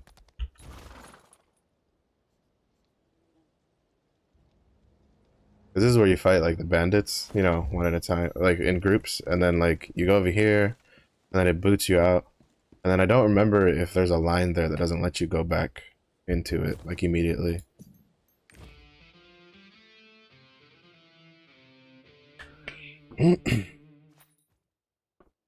We'll do this, we'll get this, like, this other vista, and then after that we'll... Is that the rifle for leveling that they get? Jesus Christ, that looks like a fucking artillery cannon. It looks like they took the front end of an artillery cannon off and then just like put a trigger on it. And we're like, boom, good to go. So we'll get this last vista and then we'll park in front of the dungeon entrance right there, because we have to do that hard mode anyway. And then so I'll do this and then I'll swap over to the striker to grab the Tuki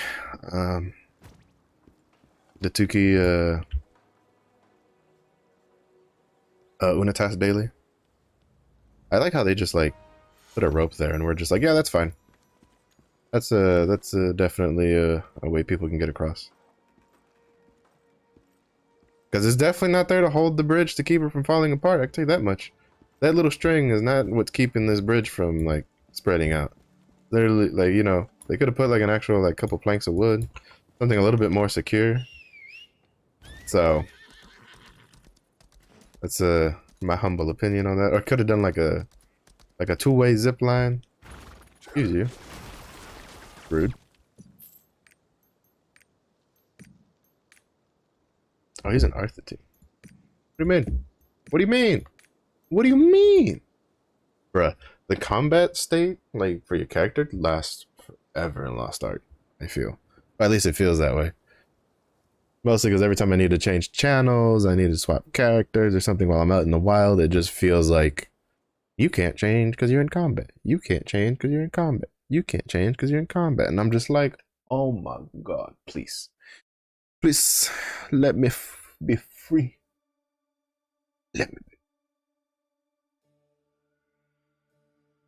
So yeah, so get some of these tomes done, get some extra virtues and stuff, get some extra stats. Oh, damn it. I got on the wrong character. I got on the wrong character. So what happens when you name, like, you know, one's Marsh Fu and one's Taco Fu. But like, my brain only registers the last two letters, the Fus. So I just see Fu and I'm like, all right. I probably should have named him something else. Oh well. Looking forward to tomorrow though. Tomorrow we get the we're supposed to be getting the rewards for that like Korea got for a successful like Western launch. Get a character recustomization ticket, which I need to use on my scrapper. I just hope it doesn't have any weird like requirements on it. Like what is it? I think like Final Fantasy 14, if you want to use a Fantasia, you have to like unequip everything off of your character. And and you know, and put it before you change, because I think you can like change height and stuff in 14, and I kind of like the way they have to model the gear onto stuff apparently is pretty big deal. All right, where is this at?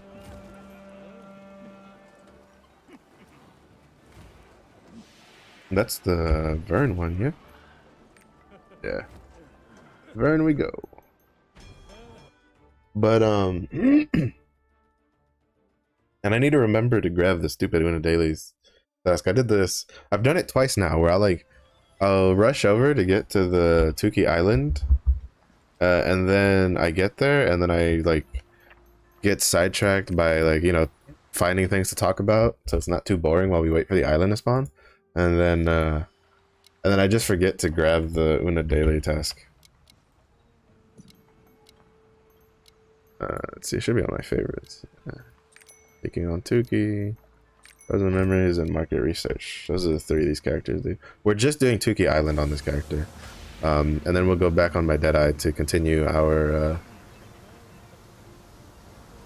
Adventure Tome Conquest.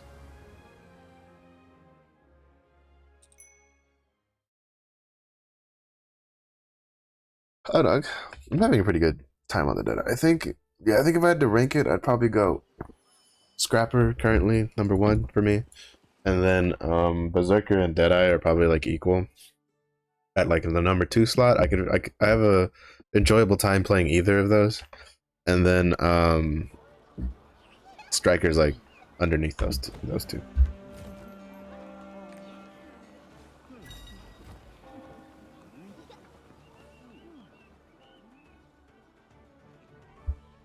Alright, what weeklies does he have? He finishes this one today. I need to do fishing on him. Because we need to get more points in to complete the fishing guild weekly. And since I have to do it on multiple times anyway, I might as well stretch it across multiple characters. So that way, you know, everybody gets their extra bloodstones and then gets their and then I can get the weekly logins. Alright, so I'm gonna do it. I need to do it again on the Scrapper. I need to do it on the Berserker, on the Deadeye, and on the Striker. So that is 4 times 8 or yeah, that should be enough. If I do it 4 more times, yeah, that should get us the rest of the way there. So we'll have that completed. You know, it's a little slow going because we're a small guild and there's a good chunk of the people we have also, like, you know, I'm not very on top of people like, you gotta play the game, because at the end of the day, it's Lost Ark is just a game. For most, you know, it's not really a job for everybody. You know, I'm kind of trying to make it a job for me with the whole streaming thing, but we'll see how that pans out. So really, there's only like 3 of us on this server that are active. So it's slow going, but we're getting there. You know, we got level 3.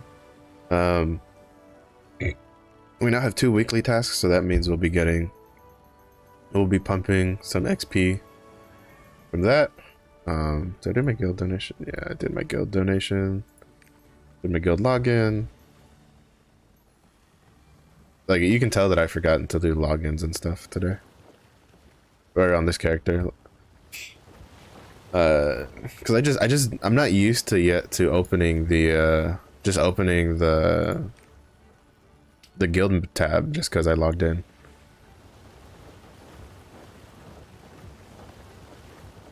So, alright. So while we wait, we are going to look at the Lost Ark forums. We're going to see if there's anything new. Well, I'm going to look to see if there's anything worth checking out.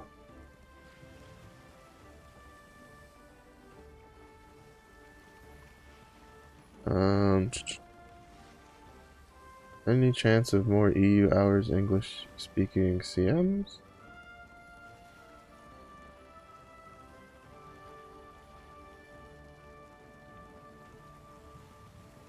I mean, there's a lot of German stuff going on, but I can't read German, so I don't know what any of these are. There'll be something we can buy in the Grand Prix shop with excessives. They're supposed to be alright, so they're boosting rewards. I don't know if that means just because I know they're supposed to be adding books to the Grand Prix rewards.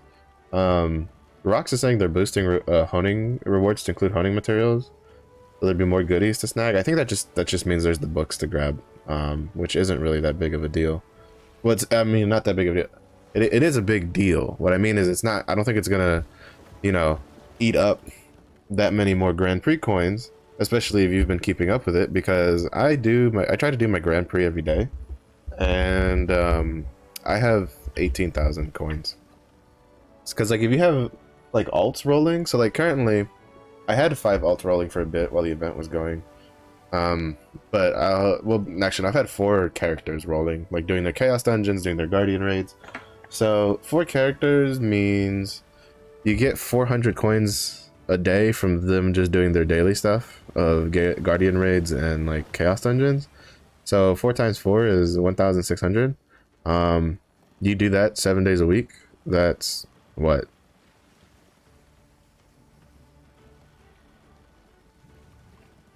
11,000? No.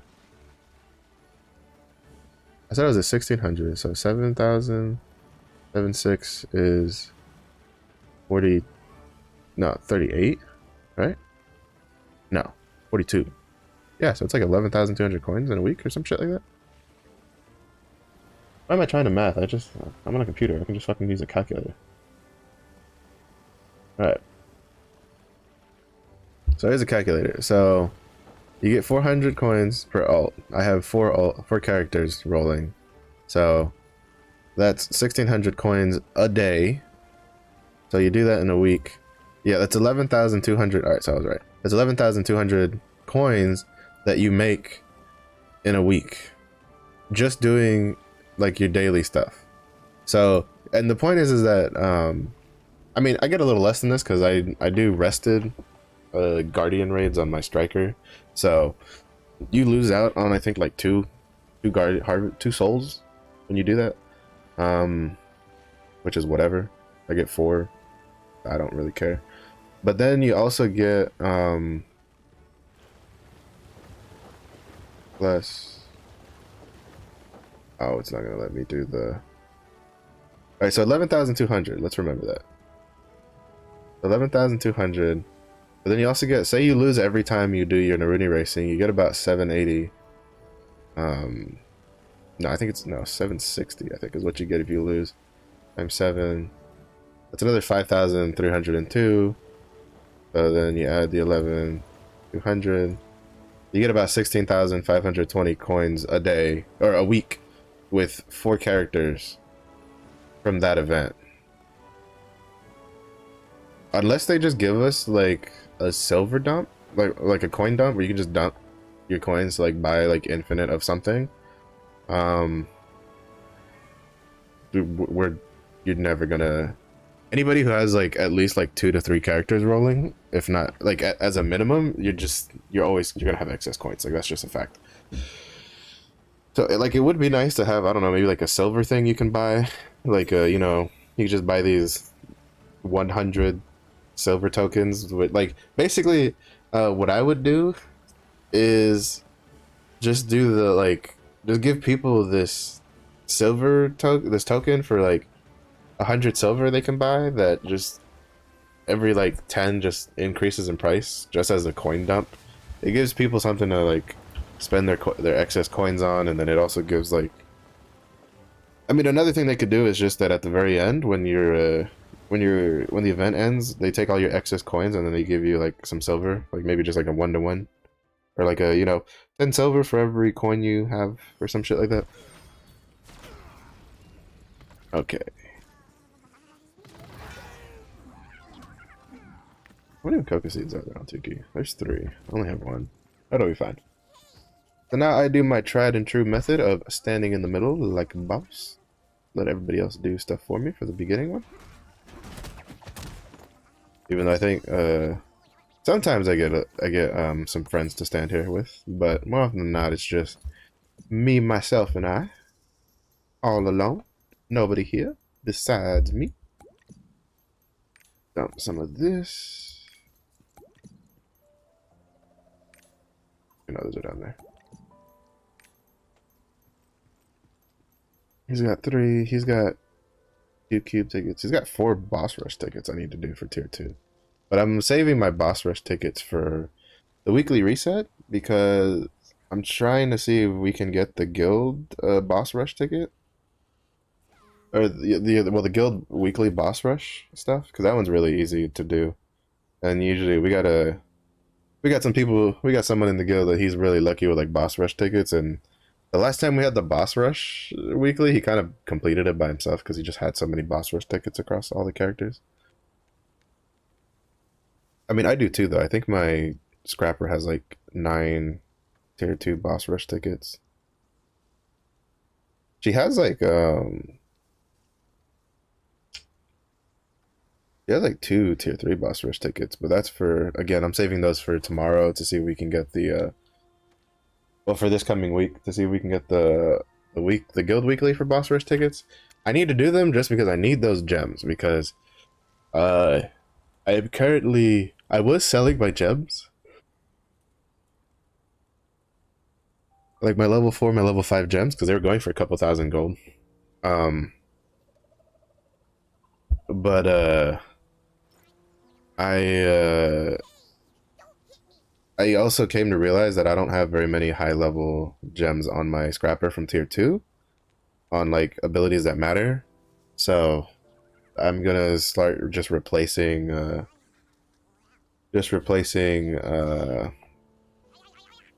my like tier 3 gems that or my tier 2 gems that my yeah, like he's like, I just need to take all of his gems and just throw him over to the berserker, because he's gonna be stuck at this level and he doesn't really need all that much damage. So you can come there with your ayayas, alright? Ain't no artist here. No ayayas. I'm gonna need you to die though, so I can.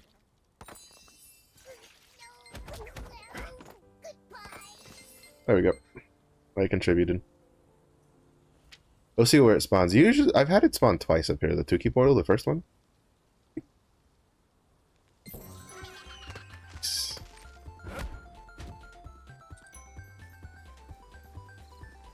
This is why I don't stand up top, because a lot of times the you'll miss out on the lower ones, because you have a 1 in 3 chance of that one being the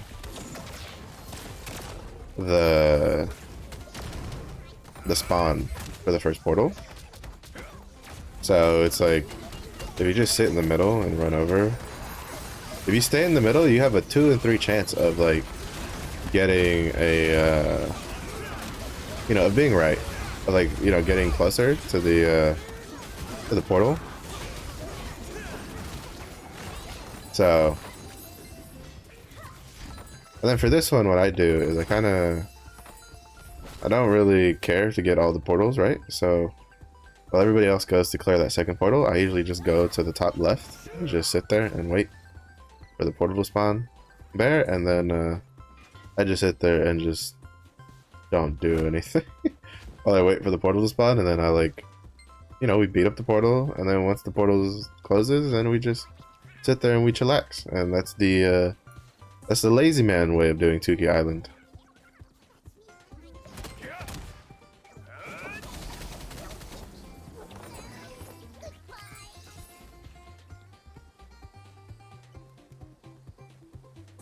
This is the well, you may call it the lazy man's way. I call it the smart man's way, because look at this. I literally like just got here and waited.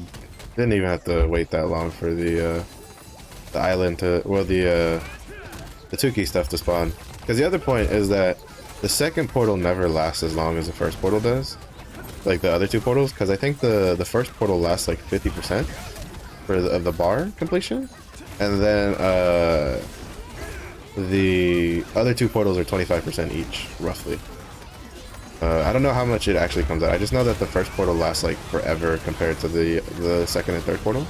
So, you know, obviously you don't want too many people doing what I do and like just skipping to go to just be lazy and wait, because if nobody does the other portal and kills the Tukis, then we can't continue the the Tuki Island. So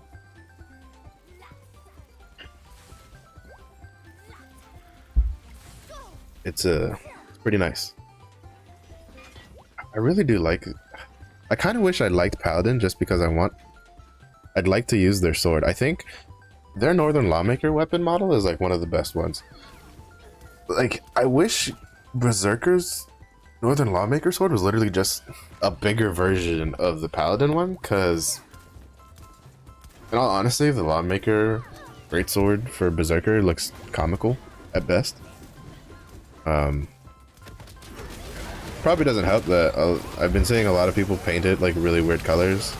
Like, I'll see a lot of people put it as like hot pink. Man, I don't know what is it with destroyers or with warriors. Like, from what I've seen in Lost Ark, a lot of like warriors just put like really weird fucking colors on their stuff, and it's like, really, you know, you're just like hot pink. That's what you thought screams warrior while you're you know doing your stuff is a hot pink. All right, cool.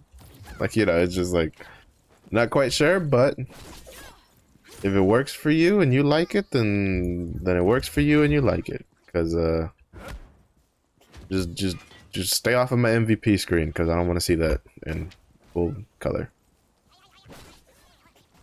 Actually, I think last stream when I was doing, because I think I did Nightmare Paladins on stream, where we got that like 1340 like Mayhem Berserker that is one shot Belshazzar. His was like one of those that not only was it like really weird colors, it was also like really weird extra designs on it. And it's just like, I was like, okay, good to know that that's what you like. He was wearing the Naruni cap and stuff. Mind you, I think the Naruni cap would have been much better if it actually had like an outfit to go with it. Because the cap by itself is like, it's a little out of place. Like, it doesn't really match anything. So, you know, it's a little weird. Alright, so we've done Tuki. We need to do the Naruni racing. But that'll be in an hour.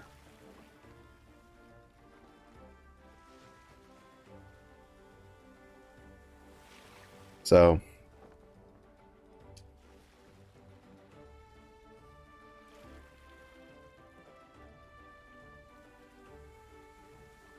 because if we hadn't gone to Tuki, we could have gone to there, but I like getting Tuki done early, because if I leave it later in the day, I usually like try to do other stuff later in the day, and I kind of just get wrapped up and I don't remember at all. So so we need to do Naruni in an hour, because Naruni is another one where if I don't do the race, I just forget it exists. All right, Frozen Memories. Oh, we still got a lot of those to do. I would say good. This gives a charisma potion, which is why I'm doing it. Nice. So we'll get to the next rep on this one, but this is the one we'll be doing from for the rest of the reputation for the Yorn one, which is fine because it's literally just running around and talking to 3 different NPCs. So that's a real quick one to get done. We'll do that. I think we have, if I'm mistaken, level 3 takes 15 days to complete. So,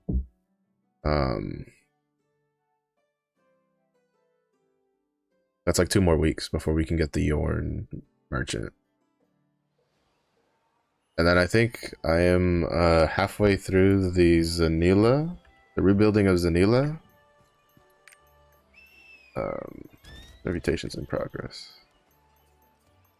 Okay, so nice. So we're also 2 weeks out from the Tuki Island, from getting the Giant's Heart. That'll be pretty good. And then we don't have to worry about that. That'll be 2, I think that'll be the 2 Giant's Hearts reputations done. This is the cosmetic one. That level 3, we get access to a vendor.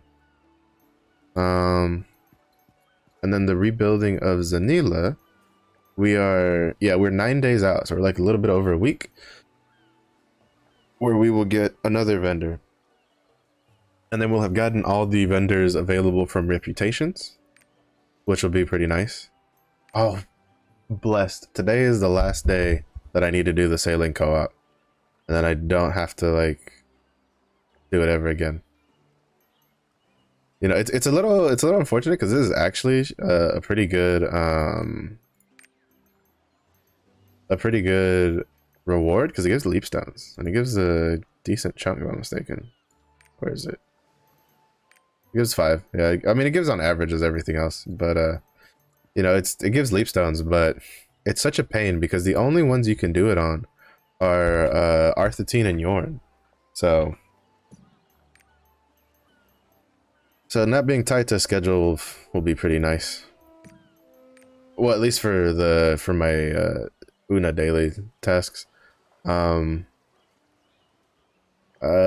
did Shangra. I think I'm gonna try to fit in Shangra like once a week because Shangra seems to be a pretty easy source of like engraving books you can get because it has because you get peaches, and once you collect the peaches, you give it to the pot, and the pot gives you the books. Don't ask me how it works. It just fucking works. Even though I was talking with a friend of mine, so like I brought up an idea on stream a while back where they should give engraving books the same system that ability stones have, right? Where when you dismantle ability stones, you get the powder, you get a certain amount of powder, and then once you collect enough of that powder of that specific rarity, you can then trade for an ability stone of that same rarity. And I was like, they should do that for the engraving books, right? I did the whole thing. I explained the whole thing. I was like, look, they should do it for the engraving books. You know, they should let us like dismantle the engraving books, and then when you dismantle them, you have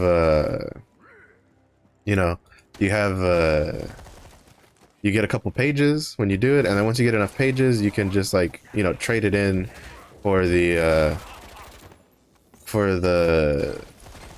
you know, for a new book, for a new random book. And he just like instantly, without missing a beat, goes, well, that wouldn't work. And I was like, well, why? And he's like, because, you know, it's still the same page from the same book. You wouldn't be able to put like different pages from different books together to get a new book. And I'm like, bitch, you can't get, like, it's the same shit with the powders, with the ability stone powder. Like, you're still breaking that rock down, so you, by that logic, you should be getting the same exact fucking rock back. like this isn't about realism. This is about a system in the game to make it feel less shitty when you get a bad legendary engraving book, or a bad purple book, or just a bad engraving book, period. Because to be honest, it's probably like one of the worst things in Lost Ark at the moment is you save your maps, you do your map runs with your buddies, your guild members, or whatever, and then you see them get like grudge and like adrenaline and, you know, all these high costing books and stuff, and then you're there with like contender. You get legendary contender. You get legendary drops of ether. You get legendary, like, you know, you're just like, it just doesn't feel good. It feels bad. And the problem is, like, it wouldn't be that bad if it wasn't for the fact that you just, there's nothing you can do with it, right? Like, actually, I think I'm done here, right? Yes. Let me just make sure there's nothing in here I'm missing, because 10, 3. So I already killed those because I have 10 and I have 3. 10, 3. Okay. So Akumo Mountains. There's 6, which I need. I need 6 for the Vista. 5, 6. I need 2. We need 9, 12, 13, 15. Alright. So we're going to Akumo Mountain, or Ankumo Mountains. There we go. Damn, is it really all the way up here? I should just go from Log Hill. Log Hill puts me next to one of the hidden stories, at least. Yeah, so I need 9. What I say was 9, 12, 13, and 15? Yeah, so we can get 15 when we go over to the dungeon in Akumo. Yeah, 15. Boss, Mystical Snake. If I'm not mistaken, that dungeon is in Ankumo Mountain is one that we haven't is the one that we haven't done for Rethramis. So we have to do that twice. That's fun. Nah, it's fine. I don't really mind, like, especially on dungeons that you don't do for like story quests. I don't really mind doing them twice, just because it's like, you know, you're experiencing something new, and some of them are kind of cool. I still think that like that Grey Hammer Mine dungeon should be like, you should at least maybe there's actually there's probably a side quest that throws you in there now that I think about it. So I probably have to go back in there when I decide to sweep through all these side quests, because I'm kind of like ignoring the side quests that don't give me like engravings and stuff guaranteed. There it is. This is number 2. A partly burned letter. What does it say? The truth of a drunk. We enjoyed the journey. The kids loved it too. However, we ran into a demon. You should cut down on your drinking. And I'm sorry.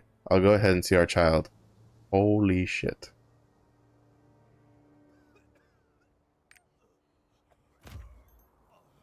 The demon took my wife. This is my family now. Everyone is stepping away from the giggling drunk, frowning. At that moment, his eyes expressed a bit of sorrow he couldn't hide. See, this is what I'm talking about. Like, they do such a good job of like tacking on the, like, making you actually feel the effects of, like, you know, demons invading an area, you know, like I feel like I even feel like 14 kind of No end to this. like 14 kind of does an okay job of doing it, I feel. But I personally feel that at least with like in like written stuff, like, you know, actually no, 14 does actually a pretty good job of doing it, because Shadowbringers and Stormblood really had like some pretty some parts where you were just like, holy shit, you know, with the war stuff going on. But I definitely feel WoW kind of misses the mark a bit on like giving you this feeling. But and other MMOs, like I think 14 is probably the only other MMO where like it's had me read dialogue or something that I'm like, holy shit, that's insane. Because like Rohendel has one hidden story that I'm like, that is quite possibly one of the saddest things I've ever like read, because the Rohendel hidden story, there's a hidden story in Rohendel where because like the other point is that, I don't know, some people might not have noticed, but when you complete a hidden story, there's extra tidbits, like it changes the dialogue,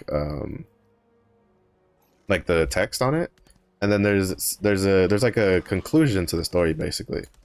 But there's one in Rohendel of like a knight who you realize that like she's lost her memory due to the Zanila explosion, and because of that, she I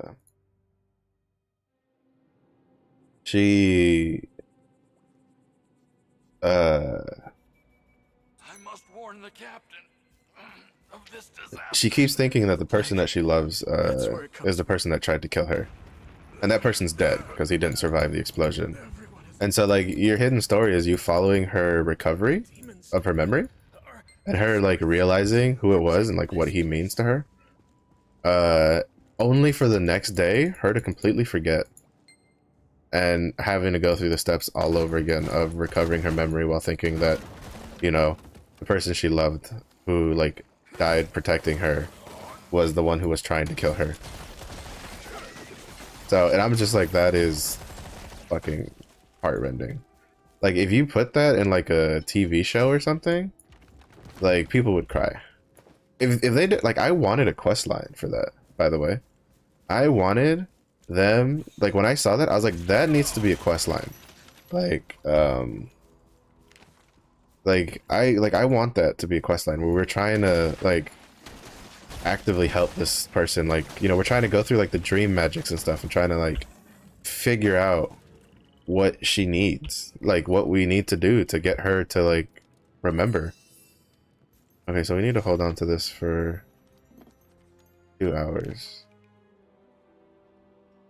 Wait 2 hours and 30 minutes before using. Because I'm thinking that turns into this. Yep. Alright, cool. Oh shit. I just straight up completed. The Bloody Rod. Nice. Stat increase potion. And we still have the dungeons. This one's probably not too bad for getting to 70.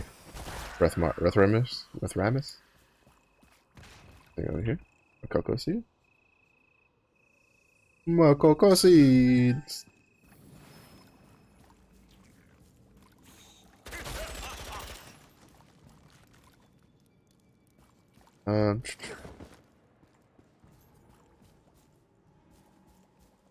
Little secret areas, dude. They'll fuck with you every time. Where is... Damn. I killed him too fast. I don't remember where he's at. Because there's supposed to be a Makoko seed. Oh, there it is. There was supposed to be a Makoko seed next to where the adventure tome target guy spawns. Alright, so now we get 13. He's further up ahead in another secret area in the in this dungeon. This dungeon's pretty short.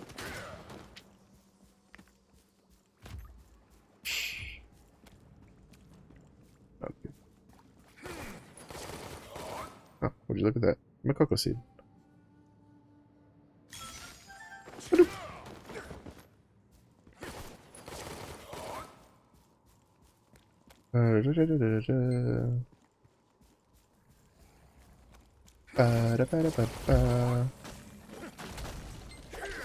Grenade really doesn't have a lot of AoE, does it? Ah, still got it. Yeah, baby! Destroy the bone.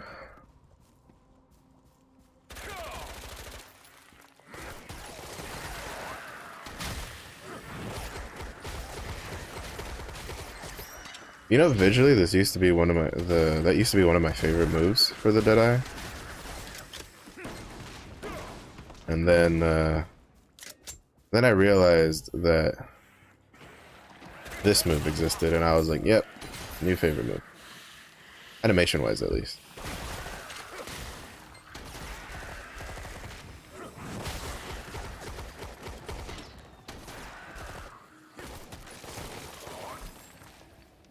Hello.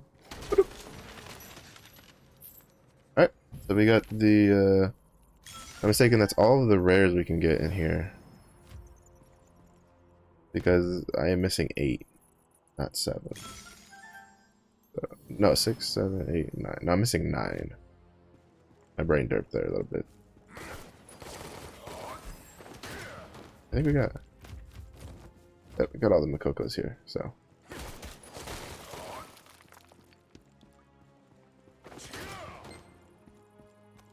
I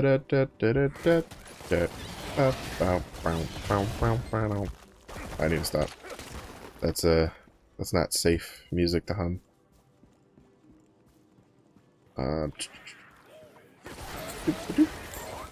I love being able to just murder things around me with with a dexterity shot. It's so satisfying. So satisfying. Hello. Oh, are you the boss? Oh, so that's where he's from. That's another boss that... Granted, you see him in the cube dungeons. So... Or not the cube dungeons, in the tower, right? When you climb the tower, they like to throw him at you a lot. And he was another one where I was like, where the fuck is he from? Well, now we know. He's from another dungeon that you don't run unless you probably either A, do side quest, or B, do adventure tomes. Cool. Back in we go. Do it on hard. Not exactly the most exciting and thrilling gameplay, but I feel like it's pretty fun. Must warn the captain. So, like, I do, you know, I do like doing challenging stuff, you know, for the level the character is at. I also like doing easy stuff like this that lets me feel overpowered. Like, you can't tell me if you've ever played like a gunslinger or a Deadeye, you can't sit there and tell me that it's not satisfying when you run through like a low level dungeon You just kill everything with like your movement abilities and your like spiral tracker and shit like that. Like if you say that you don't, that doesn't let you feel like you don't at least get some satisfaction from doing that at least the first time you do it, I'm gonna call you a liar. You show me someone who says that, I show you a liar. Or I show you someone who hasn't actually done it yet while claiming they did.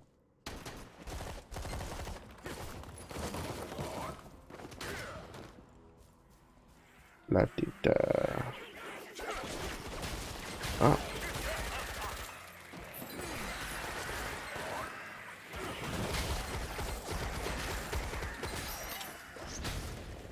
That move, like, that one, the Deathfire or whatever, trips me up so much when I fight gunslingers and the Deadeyes in PvP. So much.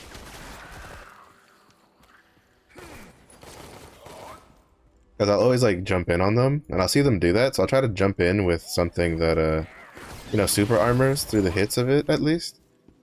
Only to eat the double bombs that go off at the end.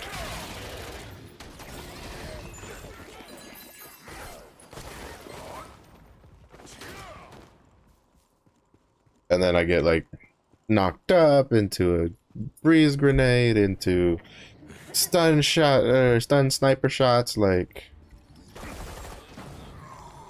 So... Yeah, if you don't go after the extra stuff, that dungeon's, like, really, really fast. Alright, so Rethramis Border is the last part of the map. I need 9. Oh, okay, so 9's over there. What else am I missing? I need 1, 2, 3. I need 4 for hidden stories. Alright, that's also there. So 4 is there, 9 is there. And then I'm assuming there's 2 vistas. Yeah, 7 and 8 are also there. Plus the dungeon. Alright. We'll start here. Wow, there was a vista right there and I never got it. Out of all the times, because when you do the Solus runs, you have to quest through the entirety of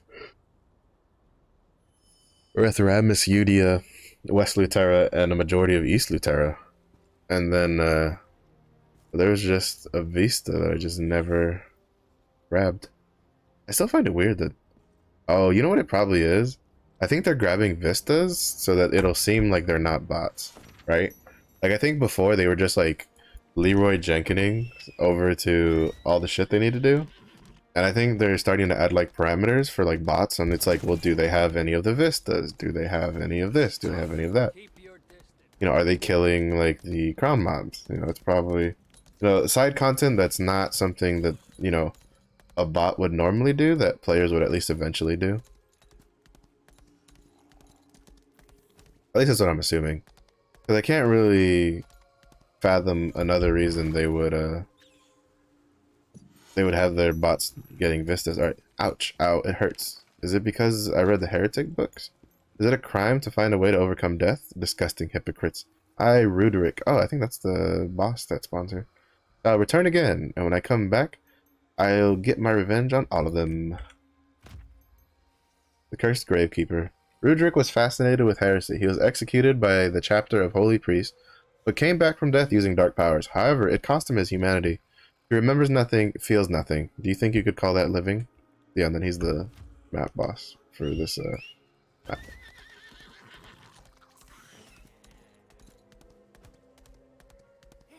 Something I never understood is like, when you're gonna kill a heretic, they're just like, they'll always be like, burn him! And I'm just like, can we just like cut his head off and get it over with? Like, I got shit to do. I don't have time to sit here and watch him like burn to death. Oh wait, I have to go back. I have to get the other vista. Alright, but that's all of that. That's all of this. I think with the vista and the hard mode of the dungeon, I should get the last percent to get the board emote. One of my first deaths in the CBT was to those like souped up scythe wielding dudes.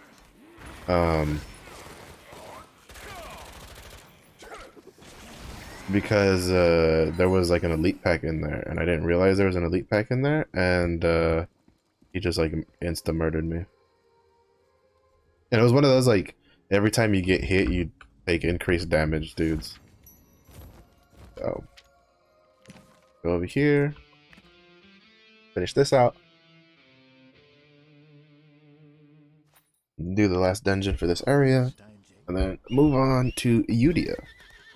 All the demons in the cave die.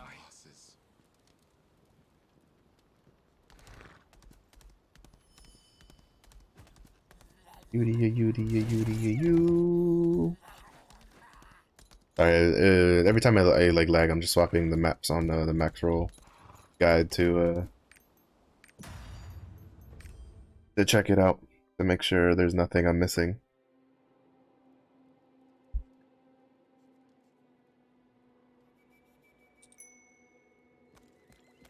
Do.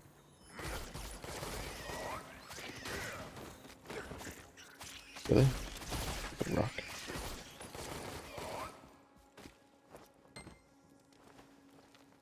I got stuck in a rock there when I was trying to dodge roll out of it.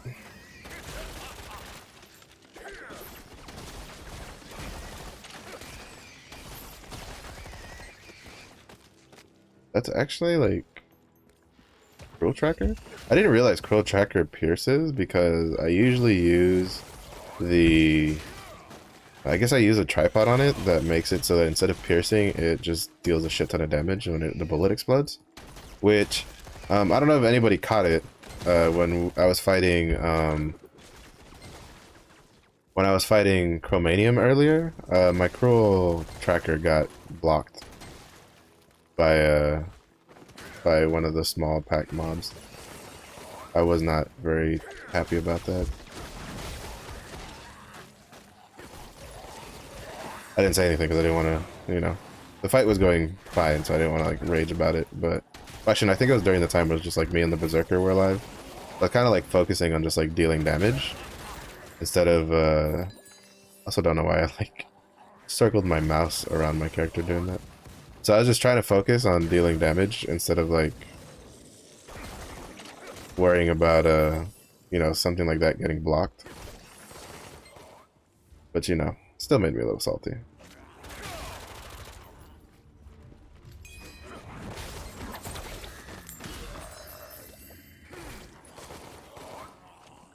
Does that? Nope. I need to actually like grab this. Okay. I was just making sure. And I think, yep. That's it for that. Oh, it just left me like just. I guess we'll buy.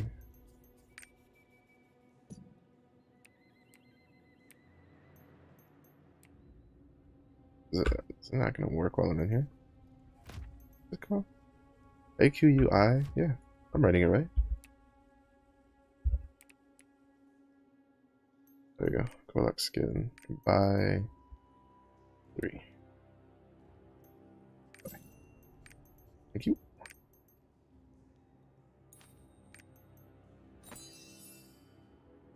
And oh, slight waste of gold there, but that's fine. Or uncommon. Put those in. Dismantle. Be done. Alright. So, we got the emote. I don't think it'll let me read it while I'm in here. Nope. But we're going to Udia next. I think we start in Soland Hills. Yes. I also need to see what I need in Udia. So I have all the vistas in Udia. So all we need is 1 hard mode dungeon, because I've done 2, because I think I was going for the song. Yeah, Song of Temptation. I have more of this done than I expected. So we need mobs, we need hidden stories, and I killed the Salt Giant. He's probably the one map boss I've killed the most outside of the weekly bosses, which I now just realized I forgot to kill the weekly boss yesterday. That sucks. Which sucks. I was at the end of the day, I was like, my brain was like, I'm forgetting something, but then, but I just couldn't remember. So I was also tired, and I kind of wanted to go to bed. Which I mean, in the end, didn't really do much of anything because I still woke up super tired anyway. Because I'm not getting very good sleep because of how things like with the weather changes and stuff like that. Between the weather changes, the time changes, all that kind of stuff, kind of wreaking havoc on my sleep. Okay, we're gonna start in like the northern half and then go down because as you can see, it's a 3-3 here. So that's the end of a thing. I'm gonna start in the northern half because there's the 1-3 is here. And then 6 is 1, 2, 3, 4. Yeah, we'll start with the northern half. We'll get all those hidden stories done. I need to look at I need to look for what numbers I'm missing for the I don't know what to call them, the crown mobs, I guess. These guys. They just call them monsters, but not quite sure. So we're gonna go over here. Will work itself out one way 6. or Do I need another. 6? No, I have 6. We're gonna like grab 3, which is supposed to be over here. Over here? Yeah, right here. Lost pocket watch. I've opened the pocket watch to find letters engraved on the falling sand. To my savior, I hereby gift you the sign of eternity. When I closed the pocket watch and looked down, I found little footprints headed forward. I think I could track him down more at the Saland Hills boundary. Now we're gonna... So apparently, we're gonna try to speedrun this, this 6, because apparently it's a timed thing and we only have like 30 seconds to interact with like each thing. I'm assuming it's like a timer that like resets. You know, I get increased time. The first verse of the children's song is written on it. To-do-do, don't look back. We gotta run straight over here. To this one. Put it over there just in case. Fortunately, the second verse is much better preserved in this monument. To-do-do, don't look back. Look me in the eye, and I'm taking you with me. Gotta sprint down here.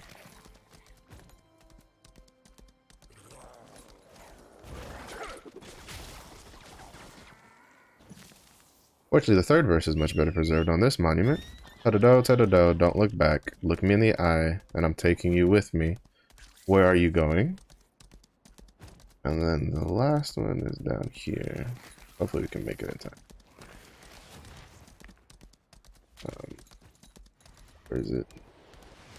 Ooh. And this last song. This monument must have been erected recently. It shows all the verses very clearly. To-do-do, don't look back. Look me in the eye and I'm taking you with me. Where are you going? Leave me and I'm still taking you with me. The hell is that song? When asked what the song was about, the Nomad kids say that it's a message they're singing for their friends who went up to the sky to become stars. To-do-do, don't look back. Look me in the eye and I'm taking you with me. To-do-do, where are you going? Leave me and I'm still taking you with me. And they started singing in a high-pitched voice. To-do-do, not now. We'll get together someday somewhere. See? Sad shit everywhere in the last arc. No happy fun times here. Only sad, crying thingamajigs. There we go. What's this? Solar salt candy. Before he left, the Taciturn artisan told me to find his hidden recipe in the salt works. Okay, what do I need? I need 2, I need 3. 2 is supposed to be down here.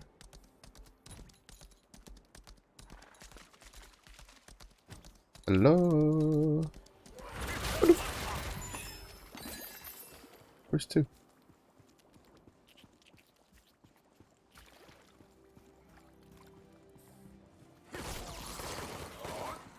Did somebody kill it before I got here?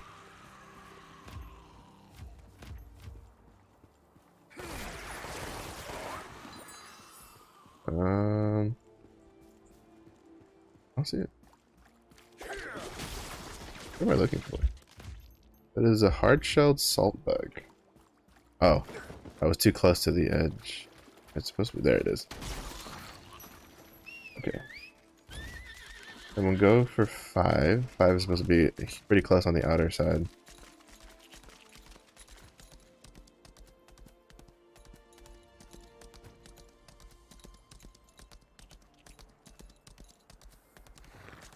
Hello, 5, 5, ¿dónde está? There it is. Yadin's diary lies in a corner. The origin of the name. They say Darden's name means land of plenty. Why does my name have to mean the land of the erotic dawn? It pains me to think that I must live out my life with this name. Master Foxfire lives like the light of the desert, and Vandal like a firm, steady rock as his name. Says, if I have to live by my name, what am I supposed to do? Be more erotic? Good gods, no. The names of nomads seems to come from different origins. The meaningful names that some of them have reflect their way of lives. Some of them, though, seem truly random. You know what that probably means? The erotic dawn? That's when your mama and daddy decided to make you. That's where your name came from. That one's actually pretty easy to figure out, in my opinion. Alright. I've killed 5. I need 3, which there's one on this map. 3, 6, 7. No. 3, 8, 9. 3, 8, 9. 8's over there. But I'm coming for over here for 4. Oh, it's a little further north. Right here. This 4. An arrowhead. Flawless marksmanship. Someone fought a monster here. There's an arrow nearby, deeply embedded in a rock. The monster's remains are scattered about, having turned into a dry fossil. We found a trace of the best archer in Udia. People of Udia love bows, especially her. Rioff, reminiscing, swept his hair up with a small laugh. There's a small scar made by a grazing arrow. I could see the old lady Thunder walking from afar. It was very beautiful. I guess this was young Thunder back in her days? Back in her young days? Also, there's supposed to be like a collectible. Yeah, here we go. If I run across any of the stuff for like collectibles, I'm gonna try to like use it.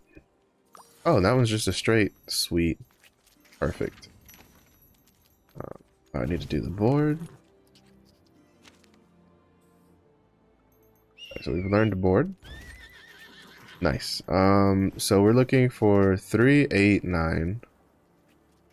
And then we're looking for 1, 2, 3, and 7.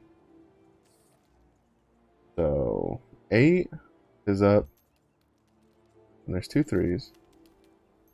So 8.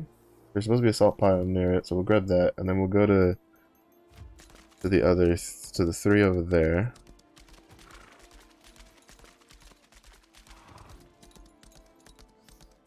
And then I think after that, yeah, we've done the hidden stories at some point here.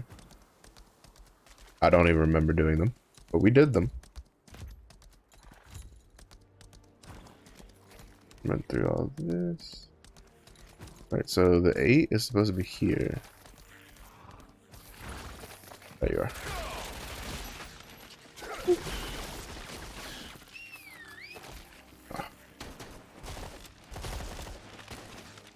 And then they're supposed to be here. Ingredient for a local specialty dish. I think this is for worm-filled coffee. Salt worm poop? I swear, that's for the coffee? I don't want that coffee. You fuckers can keep that coffee. Okay, then there's supposed to be 3 all the way over there. So we're gonna go over there to get it. And then we're gonna go down to the south portion. To then complete 6. and then get whatever's down there.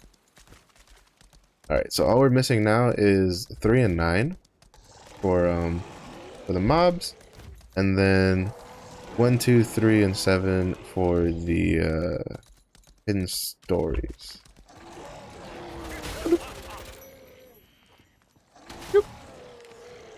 Alright, good talk.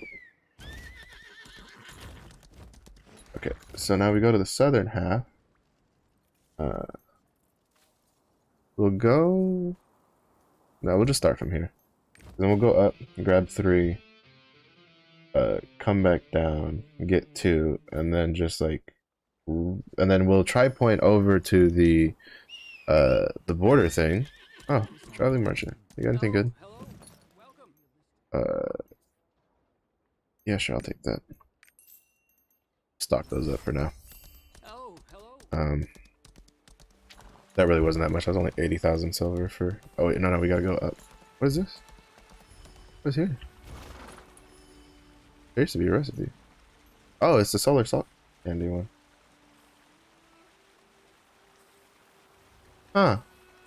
That didn't show up on the thing. That's not on max roll. Interesting. And very interesting. If we don't restart our business soon. Like that doesn't show up on the max roll GG adventure tome map. And that's a hidden story. Okay, so the number 2 for 3 is supposed to be just before the transition point.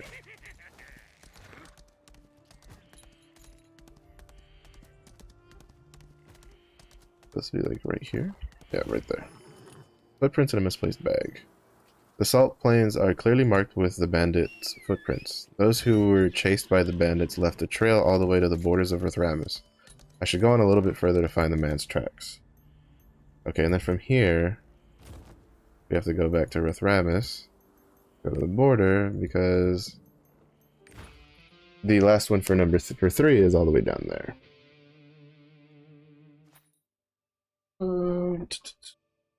Oh, shit, I forgot I had to go get 2. Well, it's fine, because I can go get 2, and then we can go over to the other map and get the, get another one of the ingredient stuff for the cooking.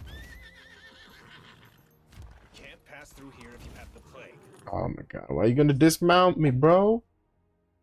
Why you dismounting me, bro? What did my horse ever do to you? Besides look better than you. My horse is fabulous. Look at my horse, ain't it amazing?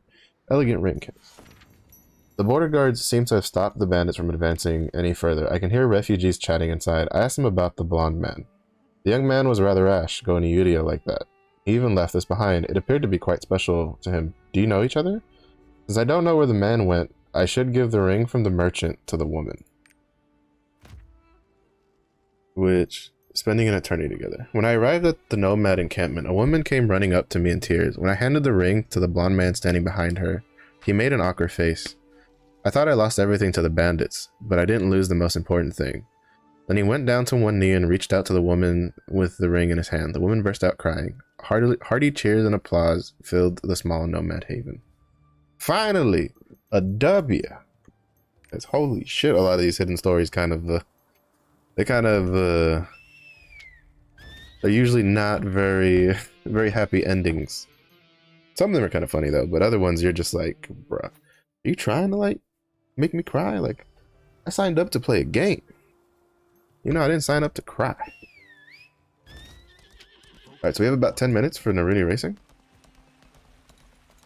So, well, 15, because I'll just do it on this character, because it doesn't really matter what character I do it on. We'll get the same, like, reward. So. Okay, I think it was like... Oh, no, not this one. I need to go up higher.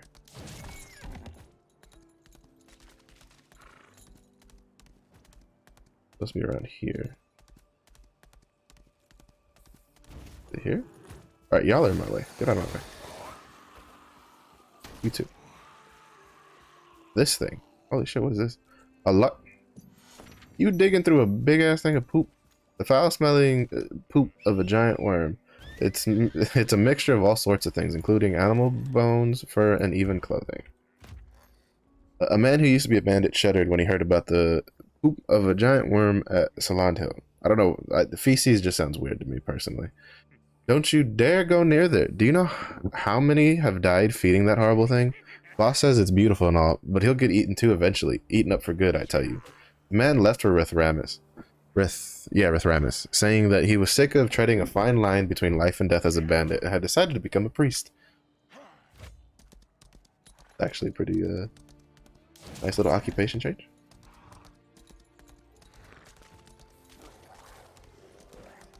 Being a bandit is pretty dangerous. Slightly worse than being a mercenary, because at least as a mercenary you can work for people you kind of trust. Adventurers probably honestly don't have that great of a lifestyle either, especially starting out. Probably pretty rough. Ingredient for local specialty. Get out of here. You're supposed to just keep picking this and then just keep eating until you get whatever.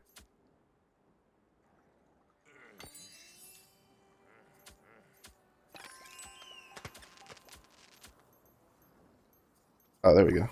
Salt cracker. Nice. Oh, cool. I'm liking some of these Udia ones. All right. So all we're missing is 1, 7, and 9. And then the hard mode of Sapira Cave. Let's see. So Ozern Hill is the next one.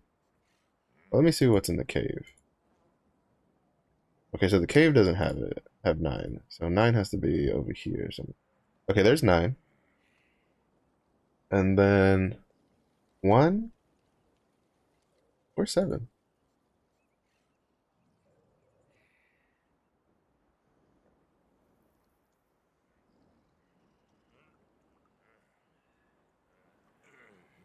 They didn't finish. Oh, there it is. God, I hate when they do that. There's like a little zoom out thing from the camp up here for 7. But they don't do like a line or anything to show you like, hey, this is the area, this is the zoomed in area. No, they just like zoom it in and then it's just like, you better find out. Oh, because that means I did it in the wrong order.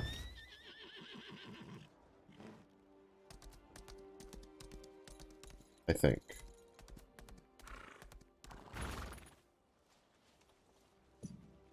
This is 7, 2, 3. And then there's supposed to be a 7, 3 over here. Oh no, on the inside. 3, 3 on the inside. Yeah, because 5 was on the outside. That's the origin of the name one. Oh, so I guess it's because yeah, because the chef is supposed to be around. It's right here. There it is. Put a piece of delicious looking solar candy into my mouth. Yummy. The perfect mix of sweet and savory. It makes me realize how much blood, sweat, and tears the artisan must have put into creating such an amazing treat. We better go thank him in person. And solar salt candy. The artisan was absorbed in making the solar salt candy. After the candy hardened, he put it in his mouth and rolled it with his tongue, then spat it out. Next to him were more than 10 sacks of his work. Sensing my presence, he scratched his head, gave out an awkward smile followed by a wink, as if telling me to keep his secret. If the world knew that they were made, how they were made, people would not pay so much for the solar salt candies. That's definitely an interesting way of doing it. Worm poop coffee. Yep. What do we need for this? Ritual food ingredient. Old and Kavian food chest. Hidden in Kavian liquor bottle. Oh, I think my Bunny. Roster storage, please. Was that one not roster bound? It might not have been roster bound. It might have been like bound to character. I think my Battle Hunter might have gotten that. Sip. Sippy sip sip. You gotta drink the poop coffee. Alright, so we have 7, so now we're just missing 1, 9, and then the hard mode. So, and that should be Oshorn Hill. Oh, I think. Okay, so Superior Cave does have. Okay, I can go there for that.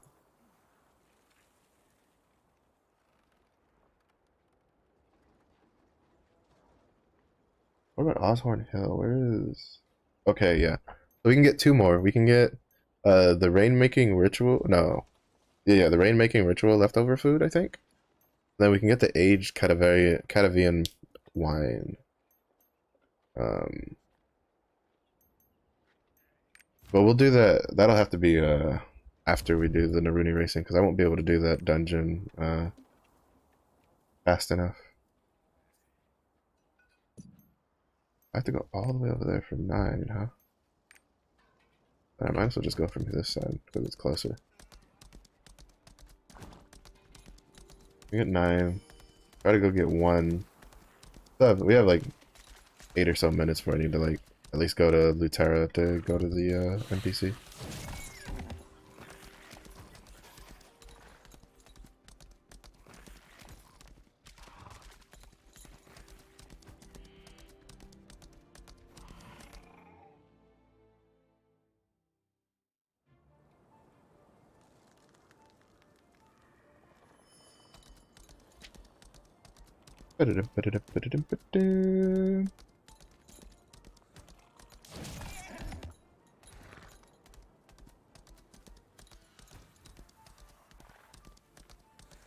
Have to go all the way over here. Where are there you are. Right. Build that. Now we'll go and try to get the ingredient for cooking and then the last hidden story. And then for the Sapira Mines, which I think is that one, or the Sapira Cave, we can come back after doing Naruni Racing and finish that one.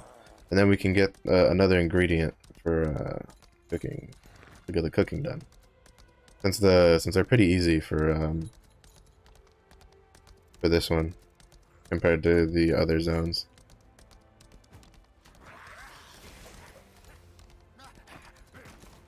I hope it's up here. I hope it is this like area. It's not, is it? No, it's like up there. Yep.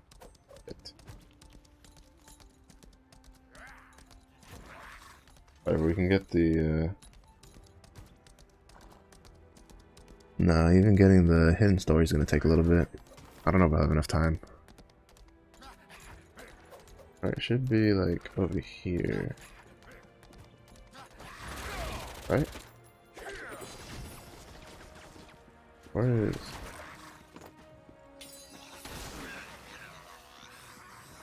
Okay, so we can't go this way. Was it down there?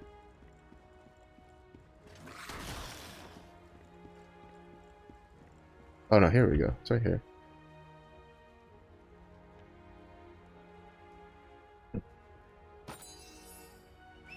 Alright, old and copper. Alright, so that's one that we have. So we'll go this way.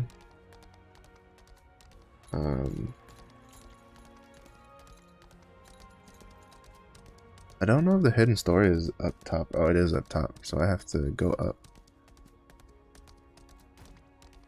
and jump around. And then after we get this hidden story, we'll then go to Lutera to go get the quest to do the Naruni racing. Come on, come on. There we go. There we go.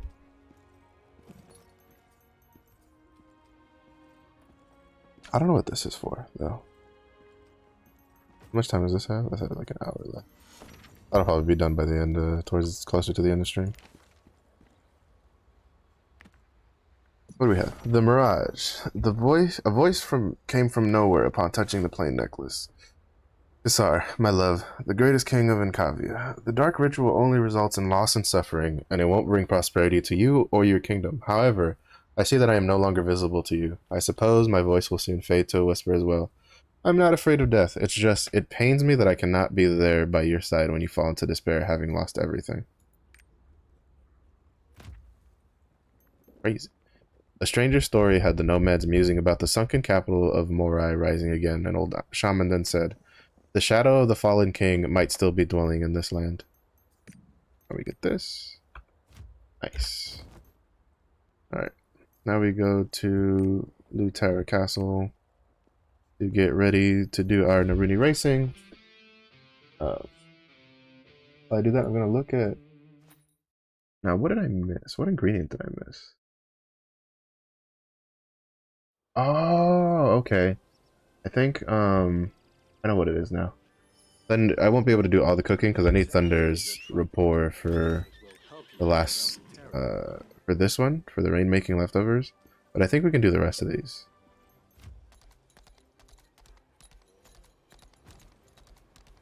Boom, man. Thank you. I'm sure our descendants will honor you and His Highness with statues like this.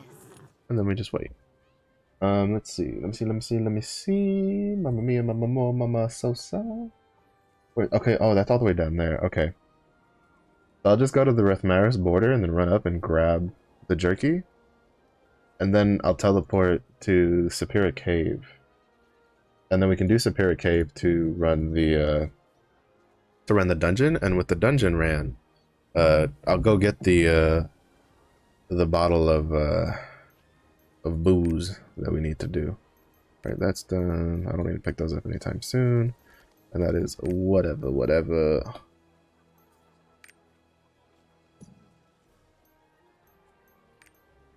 Let me see. Are there any cheap chess pieces that don't cost payon?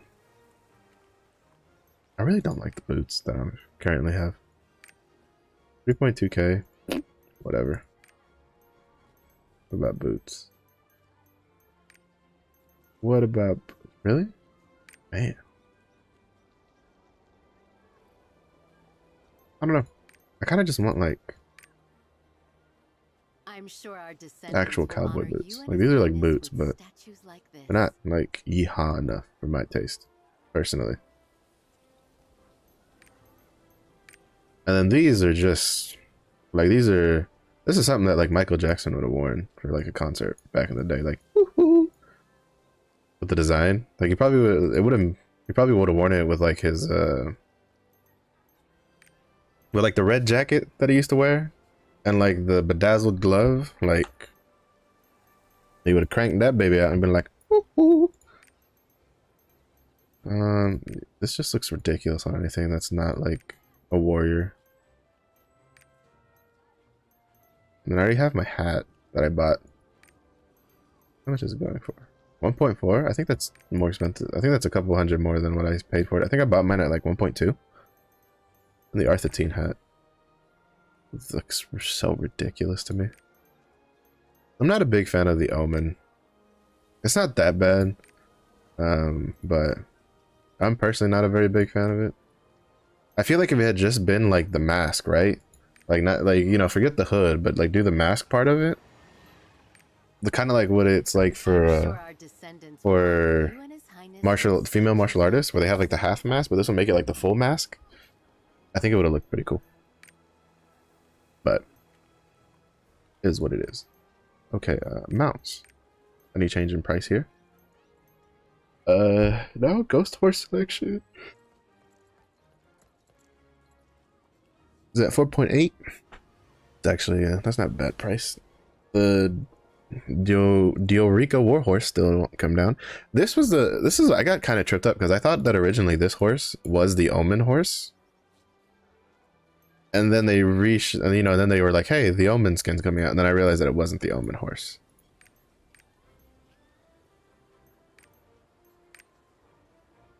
The Omen horse does look nice though. It's not 4K gold nice to me.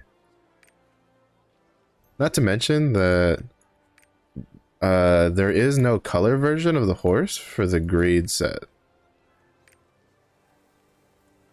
Because I think the horses are supposed to be like... The horses themselves, I think, are actually based off of the whole, like, 4 Horse of Apocalypse stuff. So... There's like war, famine, death. No, I think pestilence was the green one. Oh no, I think this one. No, yeah, I think this was pestilence, and then this would be death. And then famine would be one of these two. But yeah, so there's like 5 horses, right? But none of them have the like golden like orange color of like the greed set, right? So like it's really weird because you would have thought it would have like matched, but they don't, right? They just have where's that eye? You know, you have the Dark Omen, which is the black with green. You have the Apocalypse, which is the black with red. And then you have the Abyss, which is black and blue. And then you have Covetous, which is like gold and like orangish. But there's no gold and orangish. Instead, there's like the pale horse, and then like the gold and blue, and then a dark, and then a not so gold and blue horse. So I'm not quite sure where where all that came from. Will honor you and His Highness with statues like this. But oh, that's a cool looking artillerist weapon. That's the one for tier 2. Yeah. Firepower level. Oh, with Keen Blood. Oh, that's because, yeah, because they get a shit ton of crit, don't they? Yeah, crit rate. Crit rate starting at 30% and up to 40% depending on the level of firepower. That's insane. And he's at like 34%.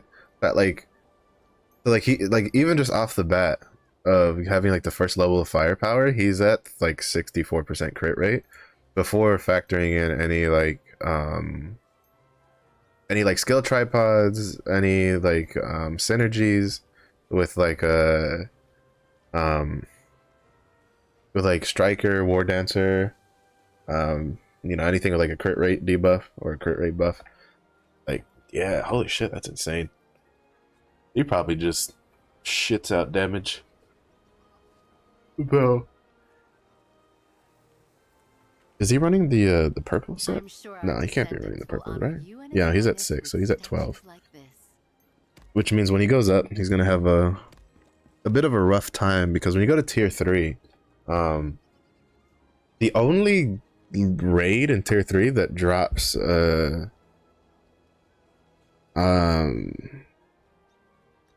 class engraving specific accessories is Argos, from my understanding.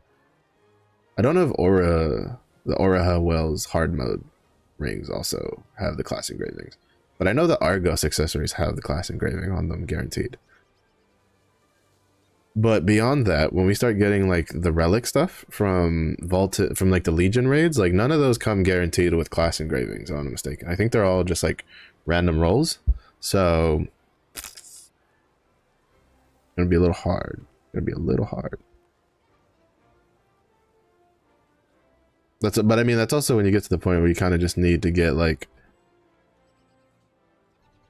the purples and the legendaries. That's where you're trying to get those, right? Because with the purples, it's like +9 per node. And so at +9, it's like you only need 6 points to cap it out. And then at with the legendary, you're getting +12, so then you only need 3. So for your like class engravings, for the ones that run it at level 3, you're probably going like you're trying to get that like that class engraving to like level 3, right? So you're gonna probably try to get the legendary of it, and then get like an accessory, like one accessory with like +3 on it, because I'm taking the relic accessories give like +5 +3 as like the best you can get for the engraving levels.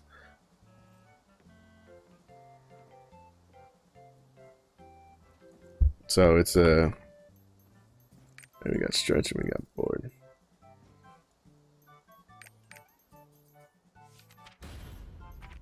This and really, but yeah, that's not bad. Not bad at all. Yeah, I'm looking forward. I really hope. So in Korea, there's an emote pack that they gave out, if I'm mistaken, Well, actually, I don't know if they gave it out or if they like had it for like purchase. I think they might have given out with like the event. Of these Makoko emoticons that are like they're drawn, they're like hand drawn, and apparently that was made by a player like of the game, and I guess it got like really popular on the forums or something, and then they just put it in game as an emote package, and I really hope that we get it eventually because it has some really good emotes in there, really good emotes. And I just want it as is, like don't even change anything because some of it has like Korean like letters for stuff, and I'm just like, just leave it. We love it. We'll gobble it up. Don't even try to translate it. Just leave. Just translate like what it's supposed to mean as the title, and then like slap it to us. I don't know. I think it'd be pretty cool to have that over here. So, especially because, like, to be honest, I just want it because he has one of the emotes is someone in the Makoko costume, like face down, drowning in a puddle of their own tears, and I'm just like, I needs it. I needs it.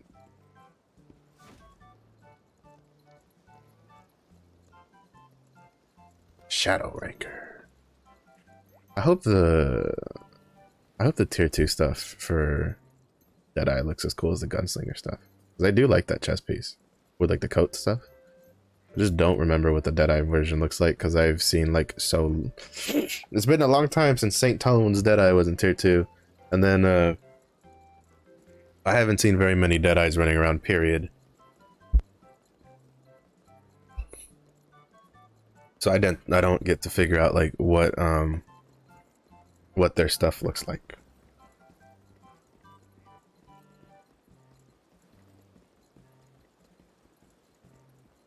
Pew.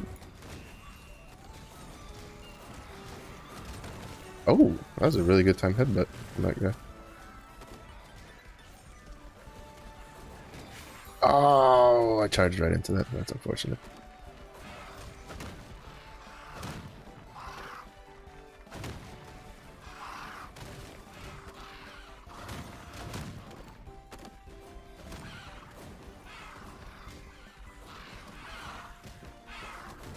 Oh, what? I'm calling BS on that stun. I definitely wasn't in that.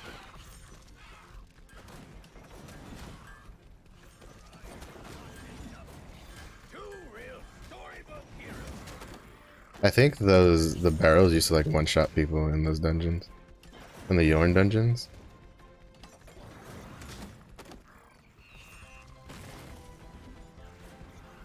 Whoop. Oh, what? Alright, that's not cool. I'm calling BS. Bruh. All of mine didn't, like, are you, okay, where the hell did that even come from? Does he just randomly, like, electrocute people? Is that what he does? Like, I find it hard to believe that we got, like, I didn't get hit by anything there. It was just, like, all of a sudden, he just, like, zapped me from where he was standing, and, oh, what? Thought it would still be, I know there's one behind us. Or at least there was. Gotta speed around these corners. Try to catch up to the other guys behind us.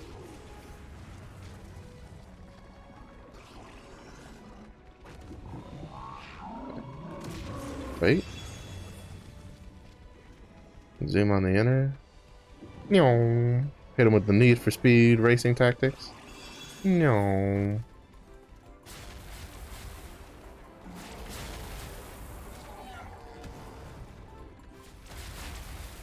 Oh, that was a good one. That was a good snipe.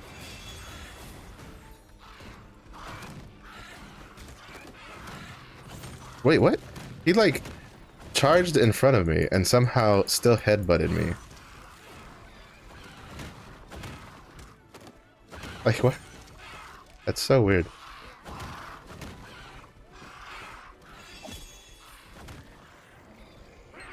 Oh, it was so close. His butt clenched on that one. I could feel it.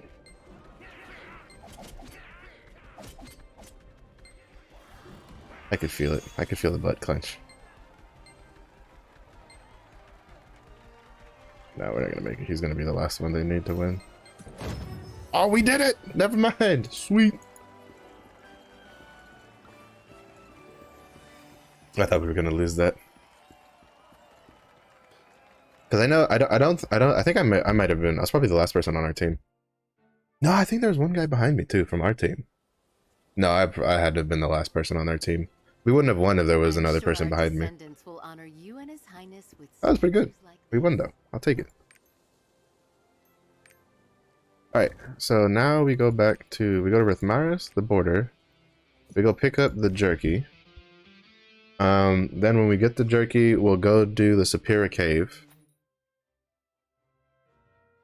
So that way we can get, Any plans to sell off the Serpentine Jade? oh, full stop. We're gonna read the March 24th weekly update. We're gonna see what's in it. Excited. Let's go. Let's check it out. Alright. The letter we released, Smilegate last week, blah blah blah. Communicated adjustments coming. March 24th. Downtime will begin at 12 a.m. Pacific, so 5 a.m. UTC. So that'll be 2 a.m. Central Time, 3 a.m. Eastern Time, with a downtime of 8 hours. Holy shit. I think that's the longest like planned downtimes to date so far. Below you can find a list of the updates. Alright, so casual Guardian Raid event. We have enjoy Guardian Raids in a more casual way, relax and get honing. Scale of balance is applied, blah blah blah, difficulty is adjusted according to number percent, blah blah blah. Similar to the Grand Prix, you can enter once per day, earn event specific coins to spend on rewards at new vendor. Completing the raid during the week will grant 200 coins, and a weekend win will grant 300 coins. The vendor can be found in major cities beside the entrance to this new activity, and will be fully stocked with tier 1, 2, 3 honing material chests. That's nice. Wait, because, oh, that means if it's honing material chests, you can probably buy it all on one character and like just stock it in your roster storage, I'd imagine. Because a lot of times honing material chests are like roster bound. Metallurgy and tailoring books, that'll be nice. Ooh, and a tier 3 gem chest. That's pretty fucking good. Available to be nabbed every weekend and every week until the event ends. That's pretty cool. Do we know how long the event's gonna last though? I imagine it'll go till at least the April update. So let me just pull up the so if it goes to the April update, it starts tomorrow. We get 1 week, 1 week, then we get the second week here. We get like 3 weeks of it. So 3 tier 3 gem chests. That's pretty good. Competitive proving grounds, they already showed us that yesterday. And then the player gifts mentioned in the last one. Well, we've decided to hold off on the jukebox songs, which kind of makes sense because we don't have that yet. Alongside the items listed above, we're excited to announce an additional gift to players focused on honing. When opening each chest, players can choose between options listed below. You have 5 Leapstone selection chests, 6 Guardian Stone selection chests, 2 Destruction Stone selection chests, 1 Honing Special Material selection chest, and for tier 1 and tier 2, and then 2 Fusion Material selection chests. That's pretty good. These gifts show up in the product inventory after the weekly update. Cool, cool, cool. Grand Prix reward adjustments, added metallurgy and tailoring books used to increase honing materials to weekly rewards. I'm assuming since they don't specify here, like they did on the chest, it's for all tiers, tier 1 through 3. Increased quantities of weekly honing materials to ensure players are rewarded. Not bad, not bad. Destruction stones are now in bundles of 50, so you can get 500. And Guardian stones are now in bundles of 150, so you can get 1,500 Guardian stones. Increased coins earned to make purchasing the new items and snagging the rewards you want easier. Chaos Dungeons and Guardians now grant 125 coins instead of 100 for the first 2 daily completions per character, and the Grand Prix itself can now award up to 888 coins for a daily completion, up from 800. I don't know how I feel about this, because 800 is what you got for winning, while I think it was like 760 to 740 was what you got for losing. If they don't bump it up, that's going to be a really big difference between winners and losers. A new fraud and bot prevention system. We are continuing to listen to players, blah, blah, blah. Players who have Players who have a Steam account in good standing and have met the small purchase requirement needed to use Steam's social systems shouldn't be impacted. Players who have not met this trusted status through Steam or Lost Ark will have reduced access to a small number of social and economic systems. Specifically, these accounts will have a smaller daily Steam purchase limits than trusted players and be prevented from initiating player-to-player trades. Requests can still be received, sending in-game gifts, exchanging royal crystals for gold, and sending in-game mail with attachments. Our goal is for players to always enjoy their time in Lost Ark. Safe, blah blah blah. Additional improvements to our anti-cheat system have also been enabled in this update to help prevent cheaters and bots. Hopefully that doesn't like accidentally fuck with people. This one's kind of interesting though, because the Steam like trusted thing is kind of, I don't know if it still is, like back in the day it was a very contested topic, because like you couldn't even party up with friends in some online games through Steam, like free to play games, if you hadn't reached this trusted system. I don't think for a game like Lost Ark it'll really matter, because I feel like most people would have at least spent some money on the game, but that's also not necessarily true, because like I think, I mean, I guess I just hope that this doesn't just impact players badly. I feel like they should have just done two-form authentication. I feel like that just would have been easier. Like have you just make it so you have to like attach a phone number to your account to make it work. Some shit like that. Like, I don't know. Either way, like nobody's gonna be happy with any of the systems they put in, so whatever helps with bots is fine by me. I'm definitely over the trusted bot, like the purchase limit. I don't know if that'll like, I guess it'll kind of stop like a lot of the bots, because when you ban that account, they'd have to do a new account, and then they'd have to like buy a game on that account. So I guess it'll just depend on whether the like $5 or $6 you have to spend will offset how much money they make by just spending the money anyway. I guess this way you just give Steam more money. Messaging updates added clear messaging on field purchases, updated and improved localization and in-game translations. That'll be nice because a couple of them were pretty booty. Fix an issue that allowed players to accept the quest off to the races without being level 50. Fix voice chat. Fix an issue that would cause Adventure Island rewards to only be claimable once during the weekend. Oh, finally. This is huge right here, because we were supposed to be able to do 2 Adventure Isles every weekend as long as they're in different time brackets. So you could do one in the morning bracket and do one in the afternoon bracket. But for our version, this was bugged, and you could only get 1. So now you can at least get 2 if you wake up early enough, or get on the game early enough. Fix an issue with the world boss achievements. Players earned this achievement previously will now see it completed. That's not bad. I mean, nothing super crazy, but that's not bad. I'll take the free honing materials. Like, I'm not gonna use them. I'm still gonna just like any of the honing material chests that give me a choice between the different tiers. I'm just gonna hold on to them, because I'd rather just use those. I know, like, again, in Korea when they release new classes, and in the other regions they usually give like an event alongside those new classes to give them materials to get them up and running quickly. But personally, I don't know how fast those are, but I just like, I would rather just save now and like have materials to use later if I want to, or even then, if later, like, you know, if the event is enough to like steamroll our characters forward, then I can just turn around and use those on my alts, which I would then not have to worry about whether or not they have enough like shards and stuff. So either way, I'm not too much in a rush, because you don't really make a lot of money in tier 3 at the moment from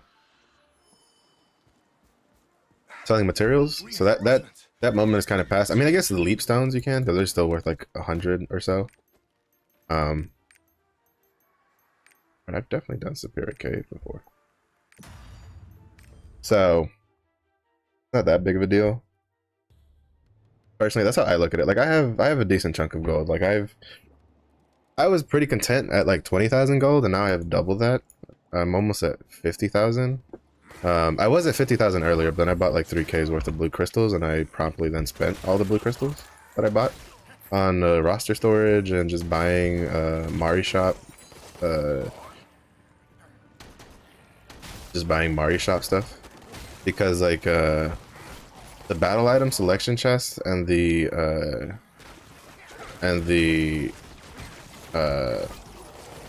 whatchamacalls it, the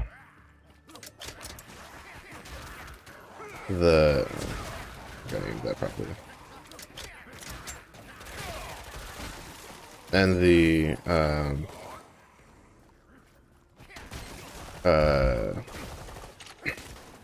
like basically all the selection chests that you would use for like guardian raids and just raids in general, it's cheaper if you just get the Mari shop stuff than if you bought it off like the auction house or even made it yourself, funnily enough. So there is that.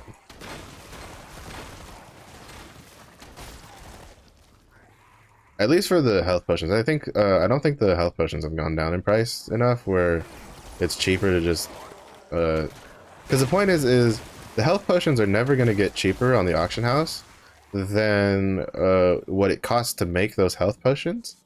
But then on the flip side, a Mari shop apparently is, at least at the current value we have for blue crystals, is still cheaper to buy from Mari shop than to even craft your own potions. So what's probably going to happen is until we get like the bigger inflation numbers, which to be honest we already have some of the preventative measures for that in place for our version of the game,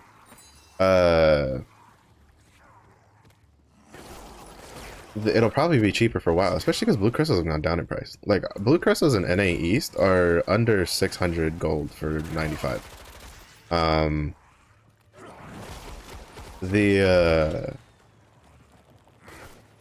So oh god bless, I went all the way over here instead of when I was right next to it. So like for 95 blue crystals you can buy basically either like 3 of any chest or like 1 of each chest. Usually mine are currently spent on just buying the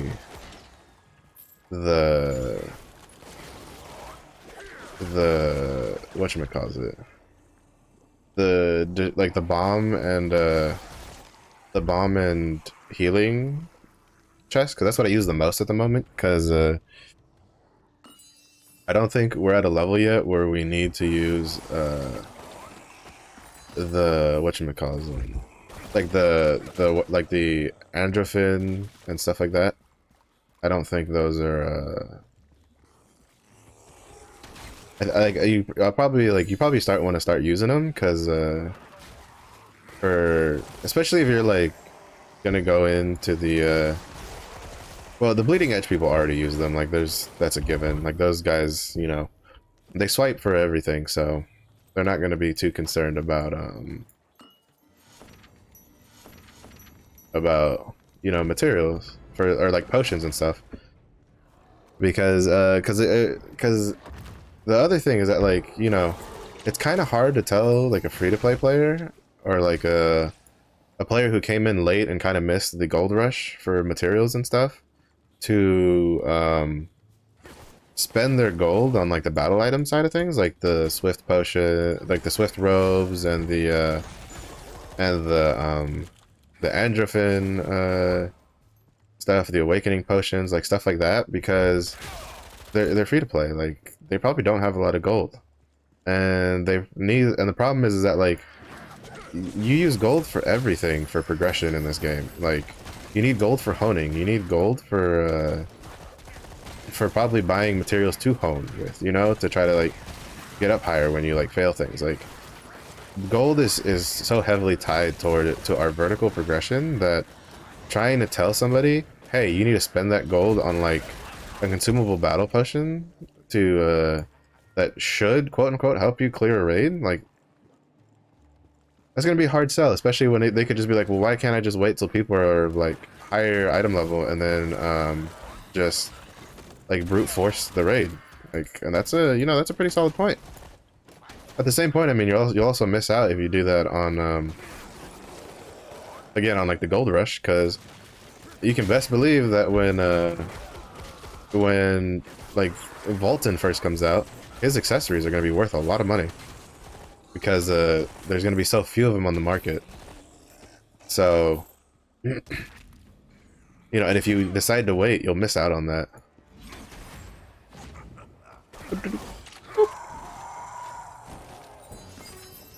So it's just like, you know, it's kind of up to you to choose. I think me personally, I'm not really too worried about that kind of stuff. I kind of just go with the flow. I've made, you know, I've made gold where I can make gold, and I haven't worried about other places that I can't make gold. You know, like, to be fair though, I also was, while not on the bleeding edge, I was decently ahead of the curve where I could take advantage of the whale gold rush for rushing into Argos. So I made a pretty penny. So, you know, take what I say with a grain of salt, because you know, if you missed out on those, if I had missed out on those two things, I don't know if I'd be singing the same tune right now. Sweet. Now we only have one more of this, and then we just are missing collectibles and a rapport, and then we'll be able to 100% this in the future. That'll be nice. Okay. This purple. Dismantle.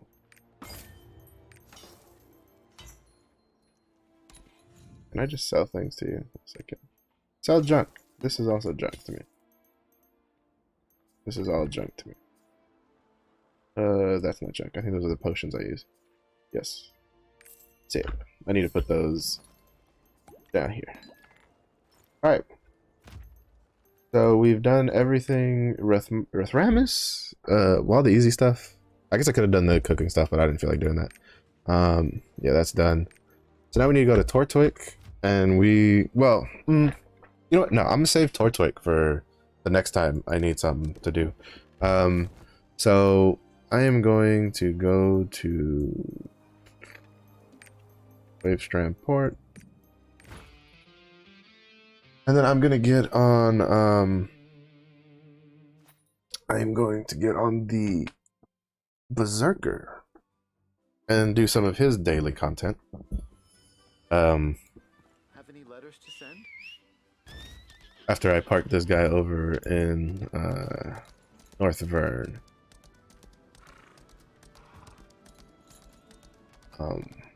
Actually, I could have left him in Lutera. Lutera has another good layout for the honing and the daily stuff. I'll just leave him in Lutera. Fuck it. Fuck. We'll just leave him in Lutera. He can keep the bots company.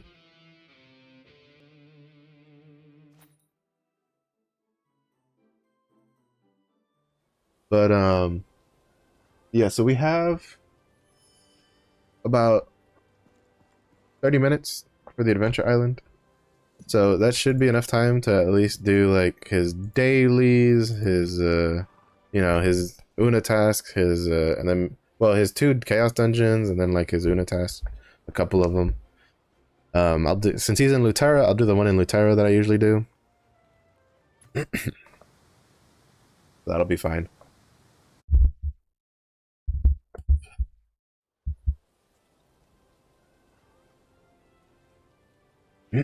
Also, the biggest reason I don't know if I want to level another character now through tier 1 is specifically because of the 2 events. Because we don't know what's in the Guardian shop event, like specifically. Like, they gave us a breakdown of what they're adding to the Grand Prix, and then a breakdown of what we're getting in the chests. But they didn't give us anything on like what you can get from the casual Guardian raid, aside like specifics. I mean, like how many you can get. Because it just says tier 1, 2, 3 material chests, plural, metallurgy and tailoring books, plural, and a tier 3 gem chest, which we also don't know how many gems come in that gem chest. It could be 1, could be 10, could be 2, who knows? So I guess we'll just have to wait and see what it is. I don't think from the picture that it is the event people were thinking. At least from the pictures. again, the picture really doesn't show us much of anything at all. So that in and of itself is a bit of a misnomer because it literally just shows people fighting Veritas. But there's an event in Korea that's like really old, and apparently they haven't done it in a long time. That is, you fight three Guardian raids at the same time, but throughout the fight, they're just and while you're like killing Guardian raids, they're just constantly like churning out buffs for the players, and so it's actually not as difficult as it sounds. And a lot of people thought that might be what we're getting, but I don't know. I mean, they haven't really been very specific of what it is. They just keep calling it the casual Guardian raid event, and it's like, the hell does that mean? Because to me, like, casual is like Urnal, right? Like, easy. Oh shit, I didn't want to pop that now. Oopsie. I forgot to change red dust too. I was gonna change red dust to the sword storm just for more AoE.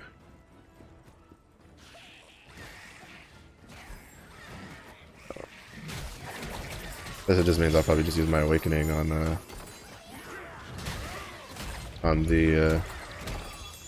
boss. It's fine. Not a big deal, to be honest. I still feel like it would have been interesting if like Berserker's technique, what it did was that like it reduces how much fury your abilities generate, but you would still get some fury bar back from stuff like Windblade and stuff like that, right? Like, I feel like that would have been a pretty interesting system, so that you're constantly fighting this depleting bar in the hopes that you'll get, you know, in the hopes to extend your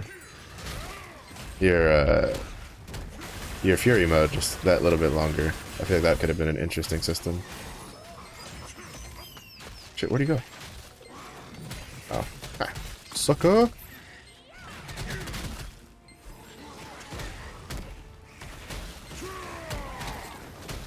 Bye.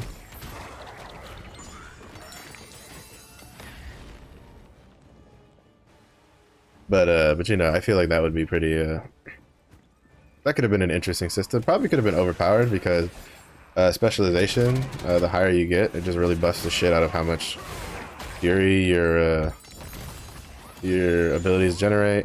And then you have the wealth runes. Like, people probably would have made builds where you could stay in like berserk form almost like infinitely. So, and that would be pretty hard to balance because with Berserker's technique, you don't have the cooldown on going into berserk mode, right? You just have the like, you just go in and out. You just have to get enough bar. So if you could continuously fill your bar up the whole time, I feel like that'd be a little difficult to balance.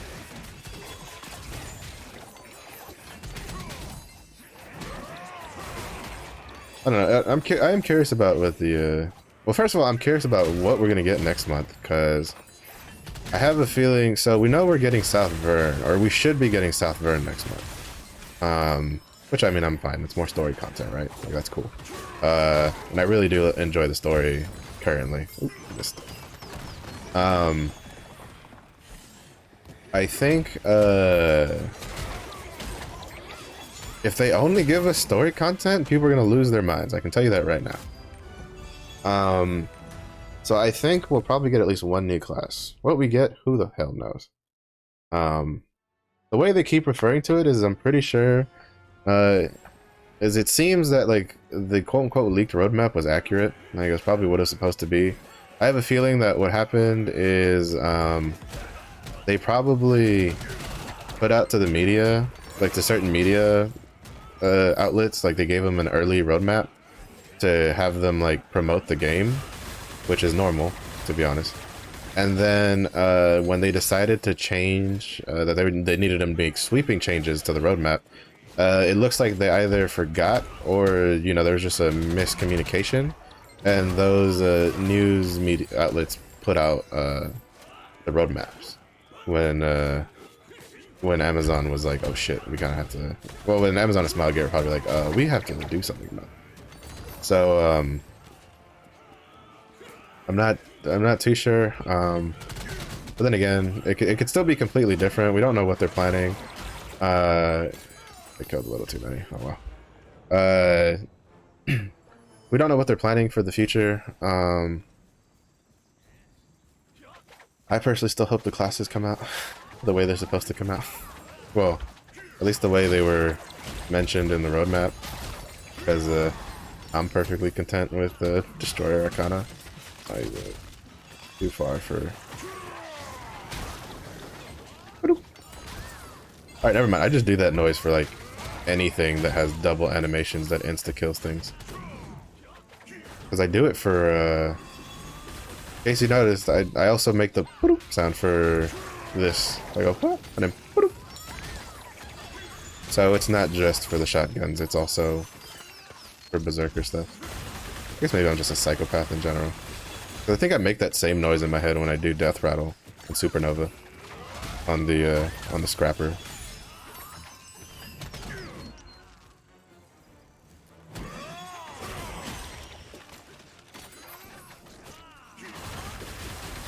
Get off the cooldown, whirlwind.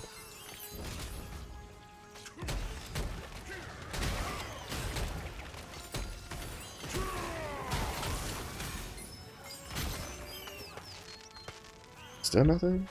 See, this is what I don't get with the stuff sometimes. I think that's why they tell you to be careful of how much you kill in the first room.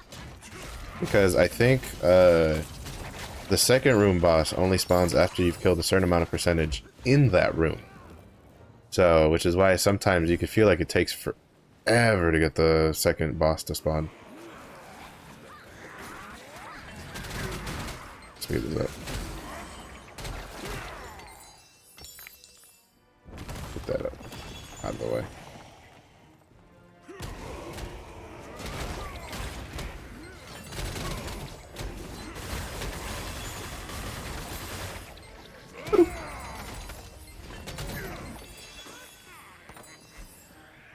Getting a lot of gems. I need to remember to at least strip the level 1 and level 2 gems off of my striker and send them over.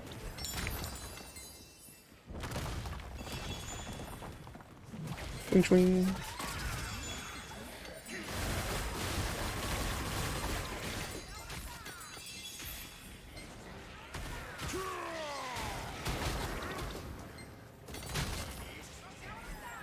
But yeah, so we're supposed to get, according to Rox, we're supposed to get more information on the roadmap, because she didn't specifically say we were getting the roadmap, but she did say we were supposed to be getting more information for the April and May updates before their update patches come out, which we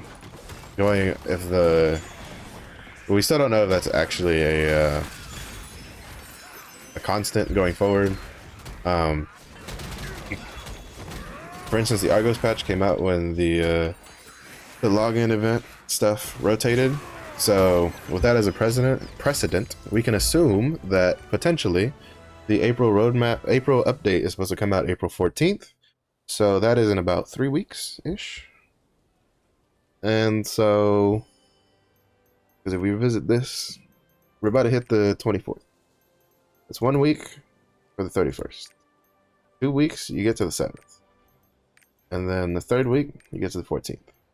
So, if this holds true for the login events and the April update is the 14th of April, which probably makes sense because I feel like doing it any later than that's probably a death sentence. I expect that we will probably get more than likely between the 31st. The highest likelihood is we'll probably start getting information the week of the 7th. Anywhere between the 31st to the 7th, I feel like, is when we'll start getting information. They might not tell us everything, but they'll probably start telling us, like, maybe, like, hey, because, like, if I'm mistaken, the Naruni Grand Prix and the Guardian event only go to the 14th, if I'm mistaken. So they'll at least start telling us, like, what events, if any, which they should be an event, they'll replace it with, and stuff like that. So,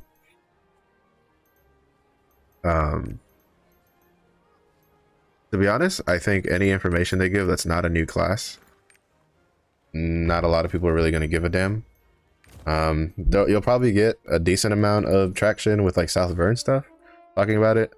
I definitely think that for South Vern, they should at least give people a heads up. Like, hey, by the way, you need to be, I think you have to be 1340. You either have to be 1325 or 1340 to do South Vern. So I definitely feel at least giving people a noticeable heads up for how high they need to be to do the South Vern continent will definitely do them some good. I feel like the majority of the player base will probably at least be in tier 3, getting close to the to where they need to be to at least probably get up high enough to do the first tier 3 abyssal on normal. So that's, I don't think they'll have too much of an issue there, but some sort of forewarning that's more than just like a week in advance would probably be helpful for them. I say this, but we knew Argos was going to come in like the first month after launch, like since the head start, and people still weren't ready because people still did like a lot of horizontal progression. I mean, I'm one of those people, but then again, I'm also not one of the people butthurt that Argos came out this early when I wasn't like ready for it, because I knew I wasn't going to be ready for it. But basically any amount of heads up is better than saying nothing and then being like, oh hey, yeah, you can't do South Vern unless you're this item level, blah blah blah. So they might as well just save themselves the headache now and then just get it and just put it out there, being like, hey, by the way, you need to be this item level for South Vern. And then that way people, that way when South Vern comes out, people can't be like, well, I didn't know. It's like, oh, you knew because they said. But currently I think the majority of the player base does not know that you need a certain. I mean, you would think they would at least assume that you would have to have a higher, higher item level than 1100 than like 1302. Do it, seeing how every continent after Arthurtine, well, after Vern had a after Shoeshire had an item level requirement. You needed what was it, 460 for Rohendel? You need 600 for Yorn. You need 960 for Phaeton, and then you need 1100 for Punica. So common sense would dictate that South Vern needs because you need 600, which is still tier 1, to go through Yorn to then get access to tier 2, which then that bumps you up to, I think it's 802. Which then you need to go from like 802 to 960 to get to Phaeton. So you would assume that if you had to be 1100 to get into Punica, and then you start at 302 or 1302, sorry, 1302 with the Chaos Dungeon gear, then common sense would assume that you need a decent amount of item level to get into South Vern, and I think it's plus 10. If I'm not mistaken, plus 10 is usually what you need to get into the second area. Please pray with us. Maybe a little less than that. Maybe plus 8. Because it's 600, you get to 802, you get from 802 to 960, and like, yeah, I think it's plus 8.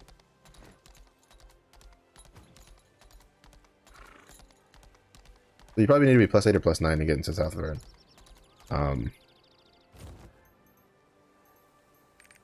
So that's something to keep in mind if you're not like, if you're like me and you don't care about like you don't care too much about doing Argos like right now. Like I obviously want to do Argos before, well, I'll have to do Argos and or at the very least the hard mode of the Abyssal Dungeon before Bolton comes out, because there's just no way you can get high enough on the purple gear for item level, because I'm thinking it caps out at 15 anyway, and you need to be, I think it's 14, 15 for Bolton. So you have to have legendary gear, so you're gonna have to at least do the Abyssal Dungeon or the Argos raid to get it done. And I think generally the thing that most people do is, if I'm mistaken, phase 1 Argos gives you enough materials to craft 2 pieces of armor. So I think what people usually do is they'll craft 2-piece armor with Argos, and then go do the Abyssal Dungeon and craft the weapon from that. Because the Argos 2-piece is a stacking crit buff, which is a pretty big deal. So, and then that way you can do Argos phase 1 again in the following week, and then you'll get you get 2 more pieces, and then, well, hopefully by then maybe you had pushed up to, like, from 1370, you try to get to 1385 or as close as you can. Maybe you get like 1380 with the pushing, especially with the materials and the honing percentage stuff we're getting. And then maybe you try to do the second the 1385, phase 1 phase 2 Argos, get twice as much loot to then get your full Argos set of what you want to use. So I think that's the play. So if you do 1370, you probably want to do, well, first of all, the chosen armor set effect isn't that good compared to Argos, especially the 2-piece. The 2-piece is kind of garbage. It just decreases the cooldown on your dodge, which, I mean, I guess it's useful, don't get me wrong, but if you're gonna have me compare that to like crit percentage chance, I'm gonna take the crit percent chance or the crit rate. Like, it's just, you give me a choice between a slightly lower cooldown on your dodge and do I have, what am I doing? So dumb. I'd forgotten I'd done this the other day because it's kind of a pain to get to the Watcher from both ways, because that way it's a pain because you have a long way to travel. The other way is a pain because there's mobs at the bottom that'll attack they'll attack you, so you can't really mount up without wasting time killing them, especially because this character is in tier 2 still. So you can't just like one shot, like sneeze on them and kill them. He has to expend some effort. So I forgot I put a Bifrost down there.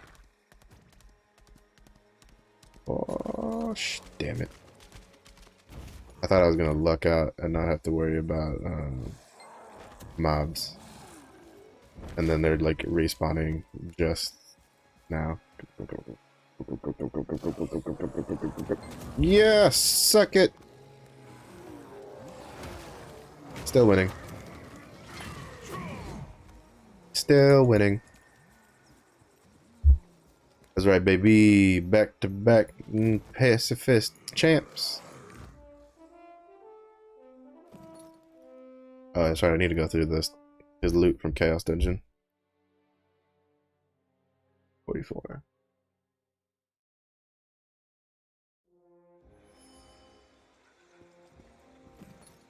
Let's see what we got. First we gotta throw those in there because we don't need those. What is this? Light focus. Both of those are garbage. Specialization 106. Oh. Crit. Swiftness. Oh, your raid captain. That'd be good if I was mayhem. Might see if that'll sell for a little bit. I probably won't sell for anything at all, but we can try. Crit. Spec 158. Oh. Spec endurance, but I have spec swiftness, so nope. Expertise. Swiftness. I don't know if anybody's buying any of the like tier 2 accessories. Probably not, because that costs peons, right? Yeah, there's like, yeah, nobody's buying it. Because why would you waste peons buying a tier 2 accessory when it's going to cost you peons to buy tier 3 accessories? Also, I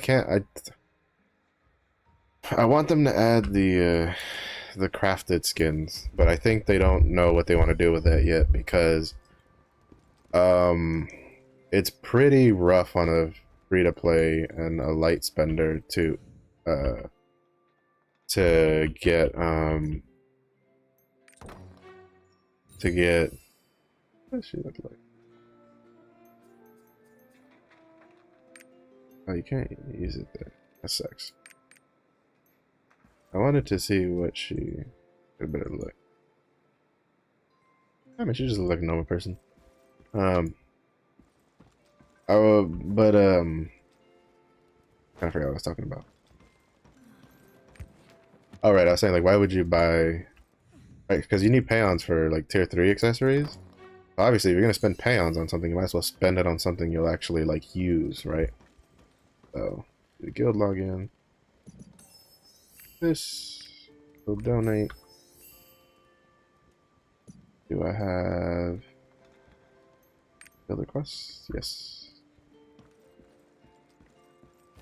Can you even farm or fish? You can. I was about to be like, can you even fish in Phaeton? But you can't. I've already cut some time by doing some fishing so I can work on my my guild weekly on this character to get some more bloodstones. I actually don't know if this character has I'm more concerned about this character's like weekly contribution. Oh, he's fine. I remembered to do extra stuff on him, so he's good. Choop. Alright. Go into the fishing spot. We're gonna fish for just a couple minutes. Nothing too crazy.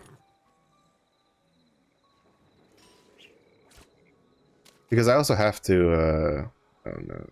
That's just a bad angle to see things from. Because I'm also gonna fish for opportunity isle, so I'm just trying to like crank out some now. Oh, I need to put the bait, baby.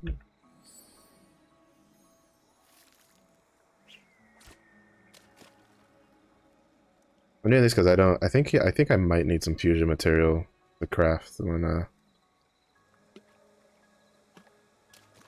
I'll see how much it costs to craft compared to making it.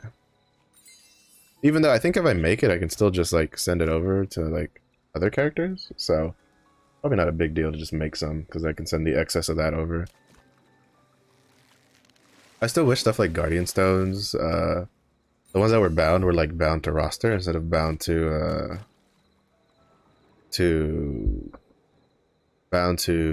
character, but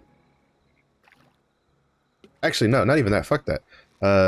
I wish there was a vendor I could go to like convert my shards into the bags, like get like a roster bound bag that you can then throw to like other characters.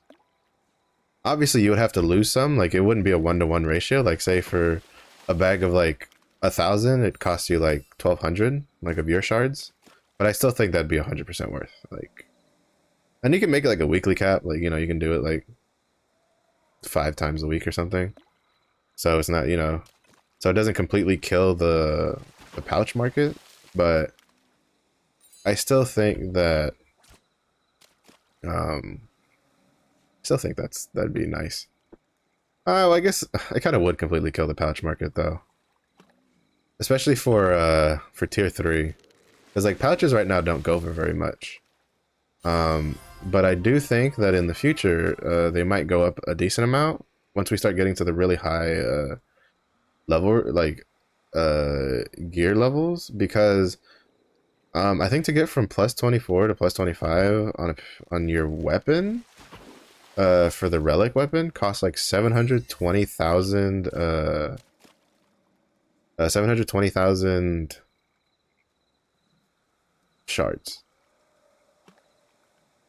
Like, you can't get that in a day. Like, I think that's like your effort for like doing your dailies for like a week almost. So, and then so obviously like maps and stuff will supplement that with the tier 3 maps. Especially because apparently in South Vern we'll get a new rarity of maps called the relic maps. So that's what I'm saving my risk pieces for, is for that stuff. Because those maps, those will be like the highest rarity we can get, because like, well, for now, because I don't think Rowan has a Chaos Gate because Rowan's a PvP. Is the faction v faction continent coming in the future? All right, I need to get a move on because I still got an ocean liner over. I think Arthurtine is the one I need to go to. Let me see. All right, we're going to Opportunity Isle. Yeah, we gotta go to Arthurtine. Arthurtine, baby, let's go. But yeah, I think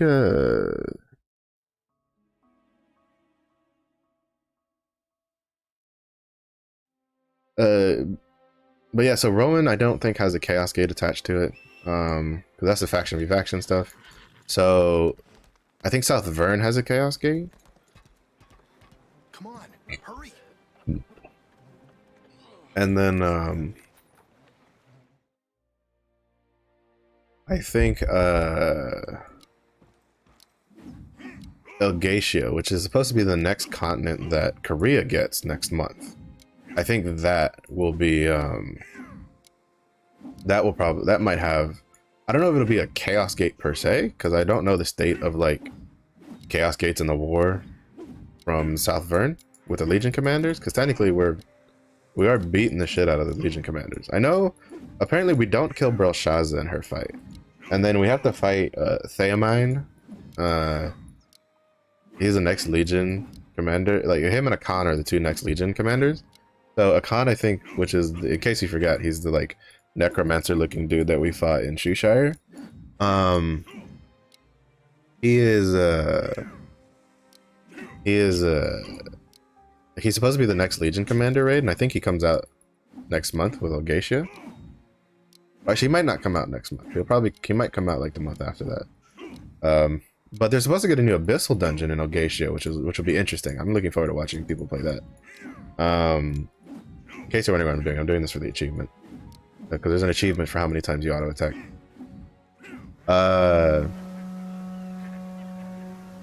And so we're supposed to get a Khan and then Theamine as the other two. So I imagine since those two are Legion commanders that we're still fighting, there should be like Chaos Gates still opening. So Elgatia will probably get a Chaos Gate.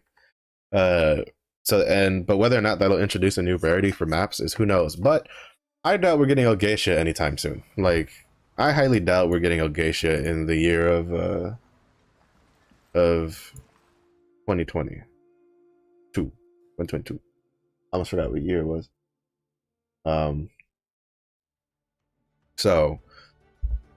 South Vern is going to be the map rarity we go for a while. So if you've been using your Rift pieces, you might have been burning them a little early. You might have been burning them a wee bit early. Because if you didn't save them for now, well, if you didn't save them for like the relic maps that are coming, I don't know how much of a difference it'll actually make. And that's why I keep writing. I don't know how much of a difference it'll actually make if you saved your Rift pieces or not. I think over time it'll even out to where it doesn't really matter if you spent your Rift pieces now, compared to saving them for when we get the the new rarity of maps. But I think at the end of it, it'll be in the long run. In the long run, a lot of the mistakes you do now will really kind of like pan themselves out as you learn. You might fall a little bit behind, but eventually, like for instance, I don't see any of the whales that whaled like super hard. Probably are 14, 15 at a minimum, if not higher than that, because I think right now the gear caps out at 1490. Let me check. I think the codex tells us. Gear, weapon, this, like this. Level 20. Yeah, so 1490 is the highest you can get right now. Any whales out there who are already here are not going to be doing any honing whatsoever until Volton comes out. And even then, I don't know how far down this will drop them. Or for Volton. Also, since we're here, I was curious. I want to see if the aura hard whatever. Oh, did they flip it in reverse? They did. Wait, what? Oh, I think these are like. What? I never got these. 420? That's just weird. Alright, these are 1370. So these are the ones from. These are from Chaos Dungeons. Okay, so. Alright, so this doesn't tell us at all. Because I'm mistaken. Well, I'm guessing since they're the same, it'll be the same. So I assume that the aura, the accessories you get from the hard mode of Oreha's well, because like Argoses are guaranteed to come with a class engraving on them. So if this is showing that you can get both of these, like this from both of these, I'm assuming they work the same. So I'm assuming that means that you have 5 chances a week, basically, because you have the 2 Oreha's dungeons, and then you have the 3 Argos phases. Holy shit, that Astray was zooming. I don't know if you guys saw that. He came like this way and then zoom zoom. Now he's over here. Like, whoo, boy, that was insane. He was schmoovin'. He was moving, schmoozing, and cruising. But yeah, so that means you have a decent amount of chances to get a class engraving, like a decent class engraving set going. So that way when you go to Bolton, you can then cry when you have to give it up for the relic accessories. But at least they won't, I don't think there'll be reduced effectiveness if you go, because I think the reduced effectiveness only takes effect in like in like tiers, like going from, you know, tier 1 to tier 2, tier 2 to tier 3. So you'll be slightly weaker, yeah, but at least you can still keep your engravings, because at that level, some classes just don't work if they don't have level 3 of their engravings. Like, you're just not going to deal any damage, even with... Like, if you're, like, well, for instance, Scrapper, like, at that level, you have to have level 3 for either one of your class engravings. If you don't run level 3, you're just not dealing any damage, even with all the specialization. At least tight jutsu. No, actually for both, because I think the other one also increases your shock damage. So I will say I do find it interesting how nobody was able to make a build work that used both shock training and taijutsu. Well, well, no, because even when this opens, I need to go do fishing stuff. Oh no, that was the wrong one. Need the journal. There we go. I got a good chunk. I got 12 while we were waiting. While I was trying to burn down the clock a little bit.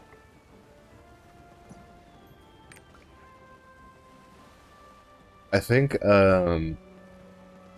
that's what I'll do for now. And if I'm gonna like wait for something, if I'm a little early, I'll probably just find a fishing spot and just like fish away, or like mine if I need to go mining or something like that. Depends on what I need. Probably fishing, because you need a good amount of fishing stuff for fusion materials and the like.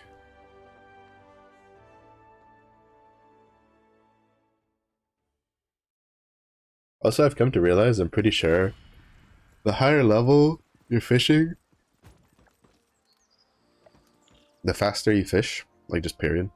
I'm mistaken, this here, float fishing speed, if I'm mistaken, is how fast the animation is for throwing your line out and pulling it back in. So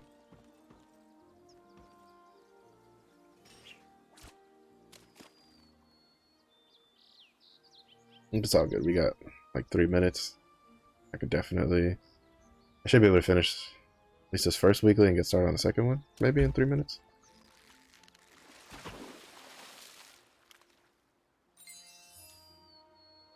Also, I do find it interesting how the the fishing uses the position of your mouse to decide like where to like fish out, to figure out if you've you know, if you have it in your mouse in like a fishable spot or not. So you basically just don't move your mouse, you just leave it alone and you just spam E.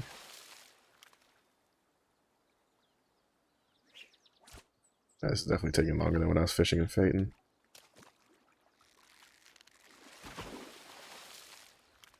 Definitely taking longer.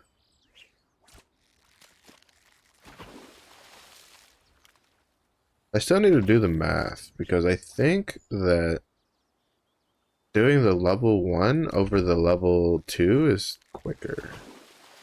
Like, it's obviously quicker to complete because you have to do 10 less. But I think you get like... So for... I think there's going to be a point of when you're doing it where the level 1 is faster than the level 2. I just don't know if it's fast enough to matter. Because you only need like 50. And I think you get like 6 for the level 1 and 8 for the level 2. So like, if you need 50, and you get 6 people to do the level 2, which is only 10 more fish, then you're done. Well, no, you need more. Because you need 50. So you would need 7 people to do the... No, if you get like 6 people to do the level 2, no, you need 7, because 6 is 48. So... if you get 7 people to do the level 40, the second one, the level 2 one, you'll be at 54. No, 56.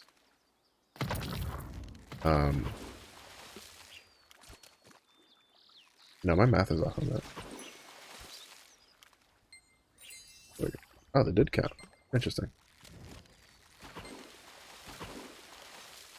I didn't pay attention to the time at all, so I didn't throw the bait out. Ooh. Glad my keyboard wasn't that sensitive. I clicked that a little early. Oh, I waited too long. It's kind of funny because like there's probably people in here with like maxed out fishing, because I've already seen people with like level 30 on everything trade skill wise, which just means a lot of trade skill potions from the shop. But I think the color of your rod like changes as you get higher level. I just don't know what constitutes like what level everybody's at. Oh, hey, we're number 4. Nice. We'll see if we can keep that.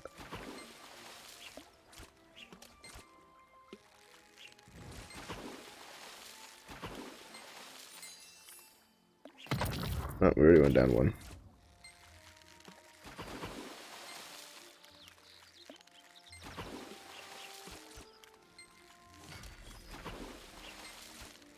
Fishing level up on that other person. Nice, nice. I had level 2. I had the second place for like a second.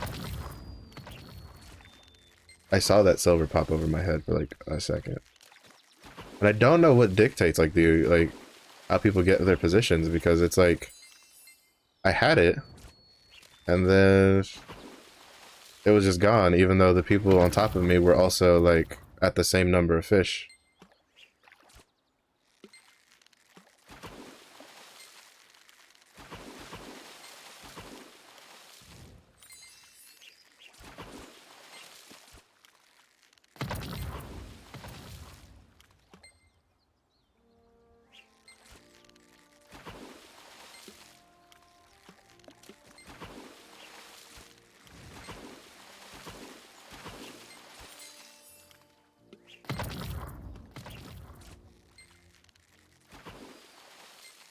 I'm focusing because I don't want to fuck up, because I want to keep my placement. I'm competitive, what can I say? I don't like losing. Especially when I have the position. If I didn't have this stupid number over my head, I wouldn't care. What? How? See, this is what I don't understand. How did I all of a sudden go from 2nd place to 4th place when we're all at 9 fish? Oh my god, that's so BS. Alright, that's BS. You can't convince me otherwise that that's not bullshit, dude. Like, I had 2nd place. Both of our fish came in at the same time between me and him. And I lost, like, I went all the way down to 4th. Oh my. BS. Stupid. It's so stupid. Like, there's no fucking way. There's just no way. That's just so dumb. Oh, you don't even get like fusion material stuff from here. Fuck that noise. I'll finish this over at Phaeton. Oh, if I hadn't like waited too long on the first one, I think I would have been able to keep that position. That's so annoying, dude. Oh well, we tried. Ooh, pirate coins. More pirate coins. No island heart yet though. With this though, we have 7.3 here and 15k here, so we have enough sun coins to buy what we need. So when I get on my scrapper, I will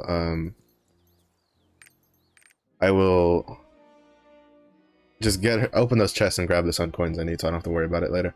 Because the worst thing is when you go to like the boat and there's like 2 seconds left on the boat to buy, and you're trying to open your chest and you just can't open them fast enough. So yeah, unfortunately we came in 4th place there. I think that's definitely the best placement I've had. My second best was 5th place.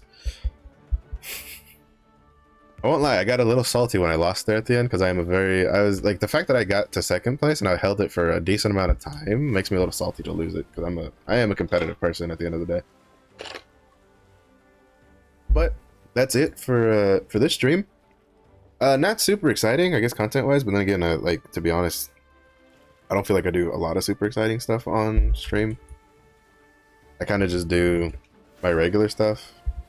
I guess I could probably start doing like alt abyssal runs on stream, like just plan those out. I was kind of saving those to do those with some friends, but we've kind of just been like spreading it out and doing it ourselves because our schedules don't always match up.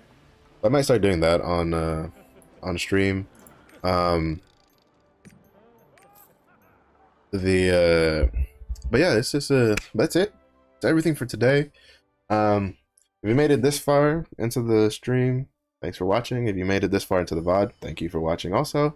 If you're watching on the VOD on YouTube or on Twitch, I do stream Monday through Friday from 2 p.m. to 6 p.m. Central. So, you know, feel free to come join. And you know, if not, it's also cool. Hopefully if you like what you see, you'll drop a follow and come hang out sometime. But aside from that, I hope you're having a good Lost Ark. Don't forget tomorrow is a big update. We got an 8-hour downtime, so that's gonna really mess with some people. All of my EU bros, sorry, I don't know what Amazon's doing. I'm sorry, but you know, hopefully it only lasts like 4 hours instead. But yeah, so big update tomorrow for patch stuff. New event, kind of cool to look forward to. But aside from that, thanks for watching, and I will catch you guys next time.